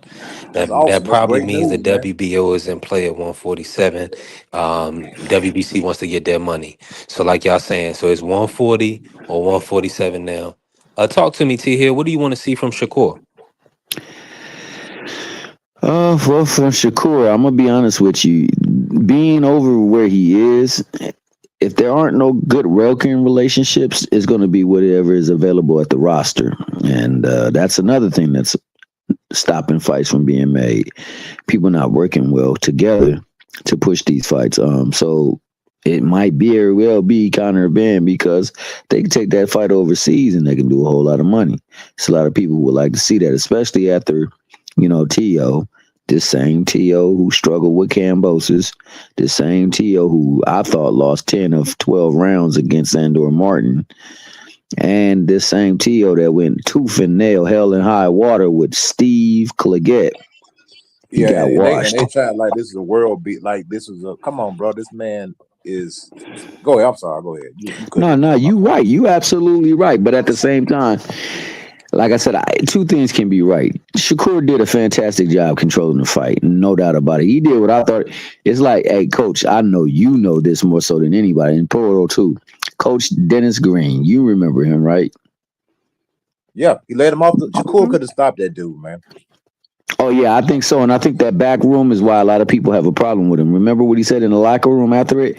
He said, Yeah. I was going for the stoppage, but then he started to fight back, and I didn't want to take a chance get caught with Mm-hmm. some stupid stuff. That's what people really innately have a problem with him because that is his mentality in the ring, and that's always going to be his mentality in the ring. It's But an at this element of fear, not fear, afraid, but it's afraid of the embarrassment of getting knocked down, and then you make that embarrassment, yeah, that more because his defense that is his aura of invincibility is his defense, not his power. Like Mike Tyson, aura of invincibility was his power.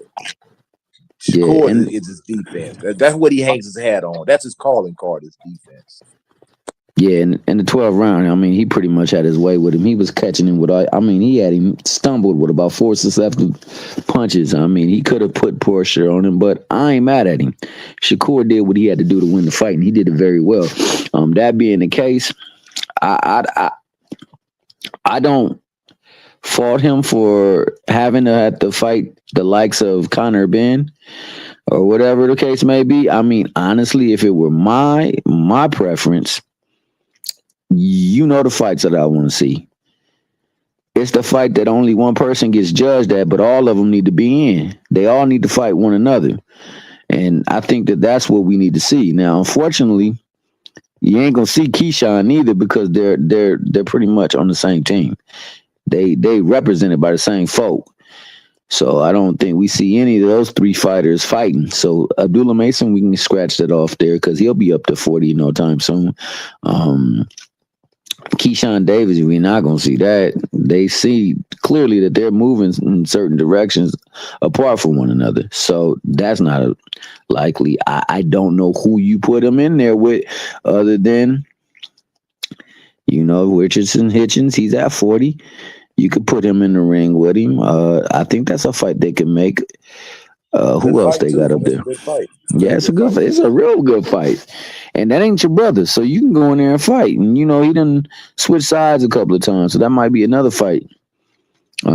I would love to see the Devin fight, but I don't know if he's gonna go and fight him because he was talking about putting clauses on Ben, and I don't think that Ben is the threat to him that Devin is. But I just want to I see. think there are different reasons. I think they propose different challenges for Shakur. Like Ben, I think with him it's more of relentlessness and power and size. Correct. Because that's how you have to fight. That's how you have to fight a guy like a Shakur. You have to be able to apply a lot of pressure. And you got to be able to punch, and you got to be relentless. Now, And Zapata kind of showed a blueprint, but Zapata did not have enough ammunition and firepower to really bother Shakur. for But sure. if Zapata was like a really, really sturdy puncher, that would Yeah, have been a very different outcome because he was able to implement a game plan that worked for him. He doesn't have no power to really bother Shakur. yeah. And Cepeda, I thought lost both of the fights with what's his name, Tevin Farmer. I thought Farmer beat him twice, but you know, I think in those fights it showed that even though he can hit you a lot, they don't have that concussive power or that shocking power or any kind of thing that would be a threat. So you're right about that. I think that if there was some heat coming behind those punches and he was getting hit by it, would have had a different effect on Shakur. But Shakur also slick in there. And I mean, he puts his leg right there for you to have to either go around it or slide inside of it, and that sliding inside it slides to his dominant hand. So I mean, he's doing some slick stuff over in the ring. You got to be slick too. And I think that's why Richardson would propose, or he would propose a different threat because of, his height, his reach, and his boxing ability. And most of the time, I'm not trying to make it a racial thing, but most of the time, it's the black fighters who gonna give you the harder fight. You put two black fighters against each other. For the vast majority of the time, that's when you're gonna get your harder fights.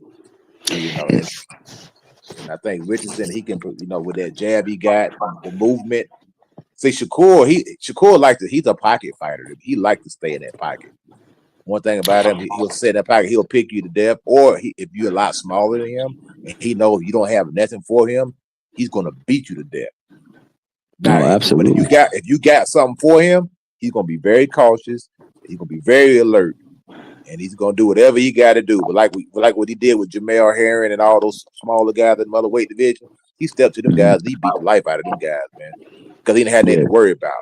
With Hitchison, he's a different animal, a little bit different. No, animal. absolutely. And like you said, the fact that he was worried about being embarrassed when he's dominating the fighter, that's something that can pose a problem if they're in the ring, causing him to feel that way as well too. I agree with you. I think also Gary Antoine Russell, I wouldn't mind seeing him in there with Puello, and definitely Sandor Martin.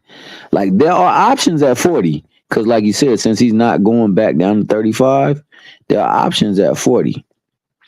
Unless he's champion in recess, and then he can operate that way. But I don't think I want to see him go back to 35. And I think that the new guard, the new regime, is going to go over there and start battling for the hardware that way. So it's north of 35 for the rest of these quote unquote fighters that we have been dealing with for the time being. But I think that there are fights out there that can be made. I'm not mad at the Conor ban, because it is something that can pose a threat. Do I think he beats Shakur? Nah, I don't think he has it upstairs to beat him. He would have to either put immense pressure, like Coach Eddie said, or he would have to find a way to get around some of the things that Shakur does, and I'm not sure he does that. I ain't mad at Shakur for saying, "Hey, look, I want to enact what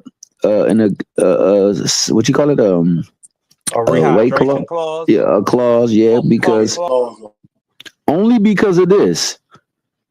You wanted Connor. I mean, you wanted Eubanks to fight you with a clause. He had to fight him with a clause. So you had a depleted man in the ring, and you went and it took everything you had to get that dude up out of there.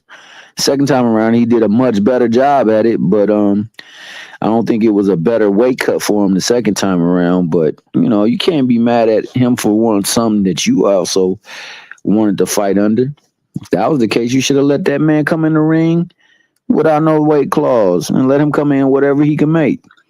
But other than that, man, I'd rather see Sandor Martin. I'd rather definitely see Puello You want to see or Shakur Russell. versus Sando Martin Yeah, I wouldn't mind that. I think Sandor Martin is a over fantastic the fight. Devin Haney fight? Well, that's a different division. If he gonna go up there, then hell yeah, I want to see that Devin Haney fight. Him and Devin Haney, big money. No clause though. No rehydration clause. Oh yeah. I don't think I've ever heard Devin Haney say he want to put some rehydration clause on anybody. So he can't even justify it with him. So I wouldn't expect him to want to do that. And plus, you said you could beat him no matter what, and he was always the big homie, according to Bill. So let's do it. Let's find a place to meet and go and make it happen. But yeah, of course, man. If it were my way, I ain't gonna hold you. I want the fights that I want. I want them all to fight one another. But like I said, one right now is fighting legal problems. The other one is at a different division. So I'm talking about what's in his weight class, because he had one up to 47. Hell, if he go up to 47, I want to see him fight Keyshawn too. That's just me though. Yeah, I only want to see. I heard I Lamar really Holtz only is want in to the see mix those too. 3 fights for Shakur. I heard I Lamar want to Holtz see is in the Shakur mix. fight Devin, Ryan, and Tank. Then I guess he should just retire after that then, because that's what it sounds like. Would it be You about sound like 32? He'd be about 32, 33 years old. he's Might as well. 28 right. He's 28 right now, man. Yeah. Hey, I'm with that too. But You you want him know to why? get his head beat in, No. or just rob us, like you saying, rob us. So we just be But paying for fights where we know he but gonna but win. but, the man but ain't even in his 30s yet, though, dog. You acting like this man is 36 and 37. This and man is he ain't 28 took years no old. punishment at When all. the Andre Ward retire, Andre Ward retired because his freaking knee went out. That's why he Yeah, he retired. was hurt. and don't Shakur have brittle hand injuries? Well, he can do Like I what he said, wants. He can retire So tomorrow, and I'll before be he okay started with it. kicking that, I'm not gonna hold on, cry, coach. brother. Right, I you understand that. But know what I'm saying? before he started putting hands on Zepeda and beating Tio, a lot of people were concerned about how much longevity he had in his career based on the hands. Hey, So we and that's also cool with that. so now that it's looking on the up and up. We don't know what that dude is going through physically to give us these performances. And that's cool. If he wants to retire, more power to it. Because right now, he's making friends and alliances in boxing. It shouldn't be that. We should be getting Shakur and Keyshawn. That's a good fight. That's not your blood brother. So, like I say, if the man want to retire tomorrow, hey, farewell to you, brother. I'm not gonna lose an ounce of sleep, and the show will go on, brother. And the beat goes on, just like the whisper said. No man is bigger than boxing, so I'm not gonna cry. shout out to I the won't Whispers. shed a tear. I'll congratulate him on a great career, and I hope you spend your money and enjoy the fruits of your labor. And I'm on to the next, brother, because I'm a boxing fan. You know what I And they're mean? gonna act like End of Yeah, the that Andre year. part. wouldn't have a bad shoulder. Stop it, man. Talking about he ducked Andre Adonis. But yeah, I'm with you. I understand what you're saying. Stevenson? Yeah, he's saying Andre would retire That's because of Floyd. Carrier. Is that Yeah, Carrier, son? yeah. Yeah, Andre Yeah. had a lot of stuff going on, man. He had a bad knee. When he fought that Kovalev fight, they were draining fluid off his knee, man. His knee was Yeah, he like the shouldn't have size of a been. grapefruit. Yeah, he Yeah. shouldn't have been in the fight, honestly. But he fought. He pulled it out too. I mean, that was a tough. Hey, man, I got respect for him as a fighter for sure. I think he is a part of the collective, and the collective is out there spinning narratives. Oh, But he is a dog. Andre Ward is a light-skinned, smooth look dog. Don't let the smooth look fool you. yeah, That for dude sure. right there is a dog. And you can't compare the people try to compare Shakur to him and Floyd. Shakur hadn't reached that pinnacle yet. I ain't saying he hadn't got there yet. He has not shown that level of commitment to say, look, I'm going in there with a killer and I'm gonna step to this dude. Not only that, I'm gonna beat him up. People forgot how he dominated Chad Dawson. How he stopped Chad Dawson. Chad wasn't no easy fight back then. Chad was ultra talented guy who was knocking out a lot of people at the time. Andre Ward dominated that super He middleweight threw Bernard freaking division with the Super Six. Those guys were not any pushovers by no means, bro. Carl He Froch was in out there with fight. some he was in there with some killers, man. You know what Yeah, I mean? Fox was no joke. Yeah, Mikkel Kessler, Kessler, freaking Arthur Abraham, them Arthur dudes was Abram, sleeping people, man. Them Chad dudes, Dawson. no, so Andre Ward, and if you seen Is Andre Andre Ward Ward step to underrated, people, coach? I think he was Absolutely, underrated and underappreciated. The level of Well, dog he was absolutely. the pound for he's pound. He was universally sought yeah. as the pound for pound best at that Nobody time. speak about him and his greatness though, man. The dude he was Yeah, fighting through adversity, he's fighting through injury, he was fighting through being. I mean, he had to pull some fights out, bro. That dude was tough. Nobody say, man. He ain't ducked nobody neither. Now he was being represented by who? Jay Jay Prince. Prince. And Jay Prince got contacted for some fights, and they didn't say nothing about it either. So, like I said, man, it's who you with, and that's one thing that Coach Eddie said, man. Unfortunately, it's who you with, and some of these people, they're not in the interest of putting them in the ring with other folks, or sometimes they don't entertain it. But yeah, man, he ain't had no clue about it.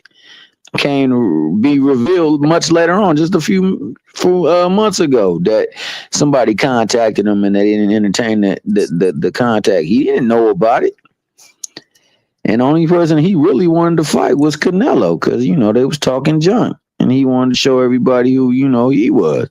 And that's just the dog that he is, man. I don't believe he ducked anybody. You know what I'm saying? I'm gonna be honest with you. He wanted to fight Triple G. Triple G didn't want no smoke. Triple Nah, G he said, was. nah.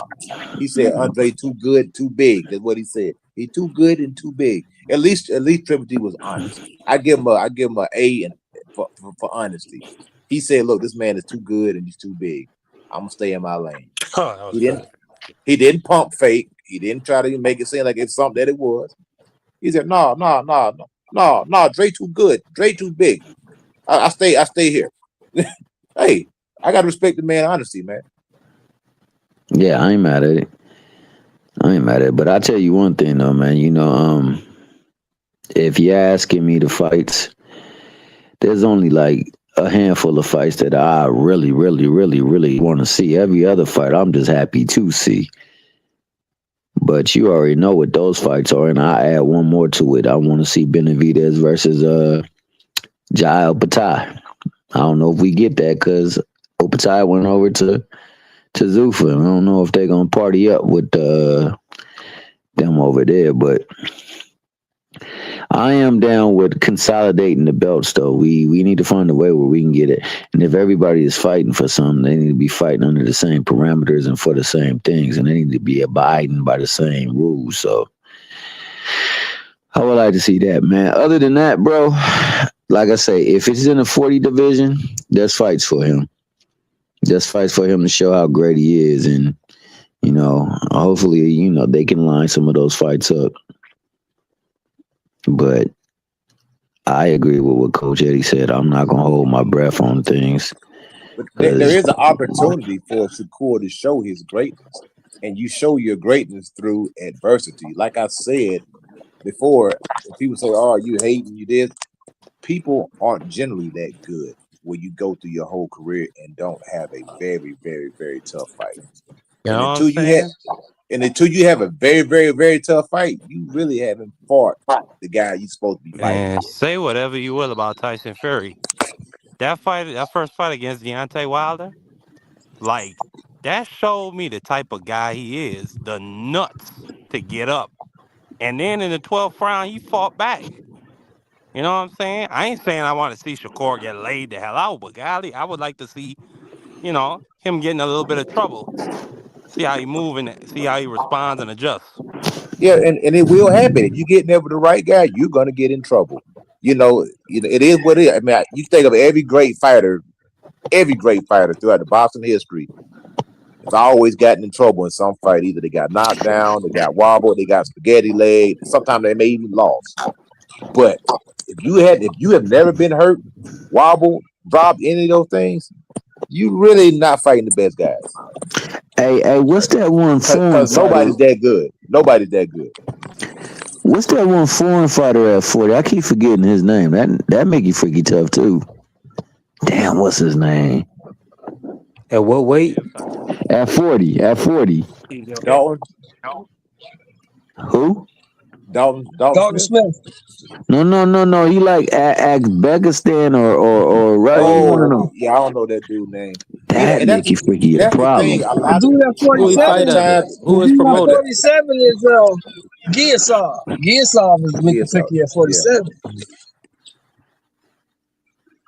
A lot of times, the guys that give you the most are the off brand guys.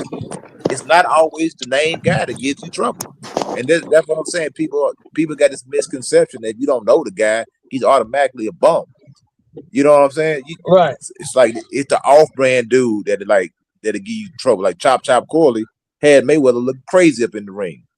You know what I'm saying? Had this man on. Hey, let me give you another example, Coach. A recent example. Everybody saw my man, the dude that Crawford fought. What's his name? The dude from Mean Machine. No, the dude from the Armenian dude.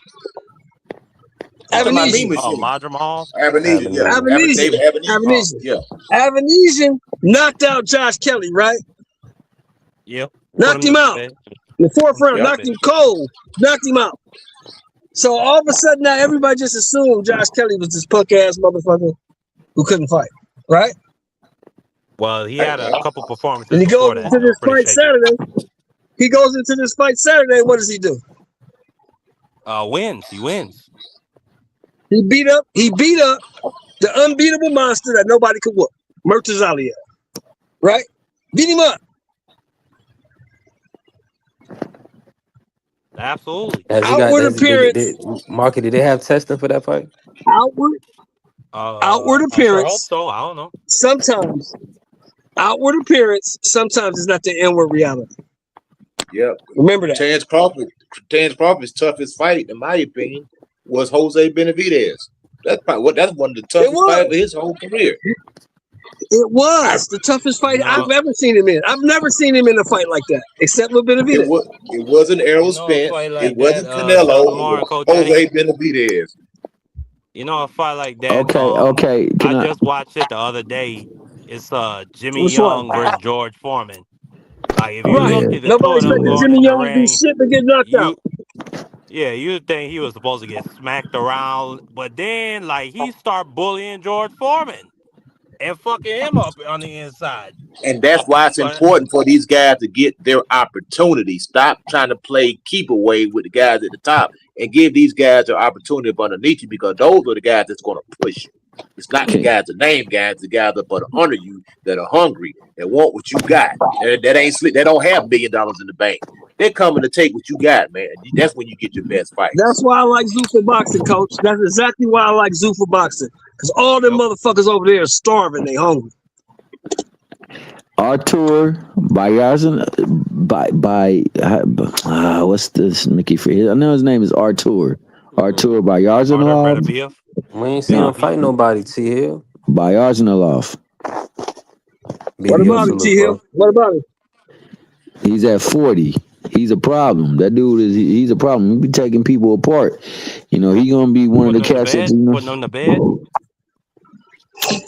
I mean, he break them down. There's a couple of people that stopped on the stool and everything like that, man. But yeah, that's some wreck at 40. I mean, if it was my way, hell yeah, I would love to see him up in there with Devin Haney. I think that they're gonna struggle to make the Devin Haney Keyshawn Davis fight, but you never know, man. We'll see. I don't know if what's her name is still affiliated with. Is Keyshawn still affiliated with Top Rank? I don't believe No. so. Oh, then Keyshawn is dealing with Jay Prince and whatever they got going on over there. okay, so then it might be a chance for them to make that fight. I know that with Bob in particular, I don't think Bob is going to want to do any kind of business right now with a couple of fighters because he didn't like the way that things worked out with him and his company. But we can see that fight, man. But yeah, I just want them to like Man, Bob Coach don't Eddie give a said. damn. Who is the I don't fight we think talking Bob about, is. T Hill? Hey, T Hill, you think Bob is still in the day to day? I don't think Bob's in the day to day no more. No, he's Nah, not. he It's may the not. book. He's still moving, but he might not be like you said as he is. And the same thing may be for my man Al Heyman, because I know he was battling his health and his mom's health. So I don't know if he's Yeah. still active. And now he got Yeah. legal issues he got to deal with. No, Y'all hear no, me? he Is my don't. audio coming No, through? he don't. What you mean? He's No, he not a don't. defend. He's not. Y'all can coming hear He's me? through not a loud and defendant. clear, He's player. not a defendant in that lawsuit, Sean Moore. No, what I read, no. What I read was Showtime and Steven Espinosa facilitated Al Heyman into stealing my money. That's what I read. Yep. I don't know what Yep. you read. He's suing them for aiding and abetting them, but he's not suing Al Heyman. Al Heyman's not listed as a defendant. And why would I you don't even know bring his why. name Let up me there? let me say this real quick. Y'all hear me now? It's weird. Yeah, I heard you last time. Sound like Al Hammond an Oh, okay. accessory or something, man. Yeah. Listen, they definitely got the lawsuit. We didn't talked about it. We didn't did it for 3 hours. Appreciate all the love and support. Appreciate everybody that's been watching, kicking it with us. Hit the like button. Help the channel grow. We definitely building. We'll be back tomorrow for another show to close out the week. We got Nick Ball and Brandon Figueroa coming up. So Figgy, listen. Figgy gets over the hump, baby. Figgy gets over the hump. Figgy. I got Listen. Figgy. Figgy gets over the hump, baby. The Nick Ball experience is over. I think so too. I Could be think Figgy wrong. might go to bed in this fight. I You think think he Figgy Yeah, I going might go to to got. bed. bed? You got him too, B3? Yeah, I'm taking Nick Oh, Ball. I got Nick Ball in this one. The wrecking you ball. I'm yeah, sick of the that wrecking motherfucker. ball. I'm done with And it's him. the The Nick Ball experience is over. Figueroa gonna stop Hey, this ball and get him out of boxing. have you ever heard the term being balled up like a fetus? That ain't about to hit the fetal position. I want Hey, Figueroa to but get I this think ball it's out of gonna be here. a I'm good so fight sick though, of for Nick real, for real. Ball. I can't stand that motherfucker. I Yeah, want I Pit believe Roy to so get him too. up out of here. Hey, listen, I on that can't note, it's stand a his beautiful ass. show, man. Appreciate all the love and support from the East Coast to the West Coast. Shout out to the Sports Talk Network, the People's Network. Let's go, Green. All right, then, Sheldon.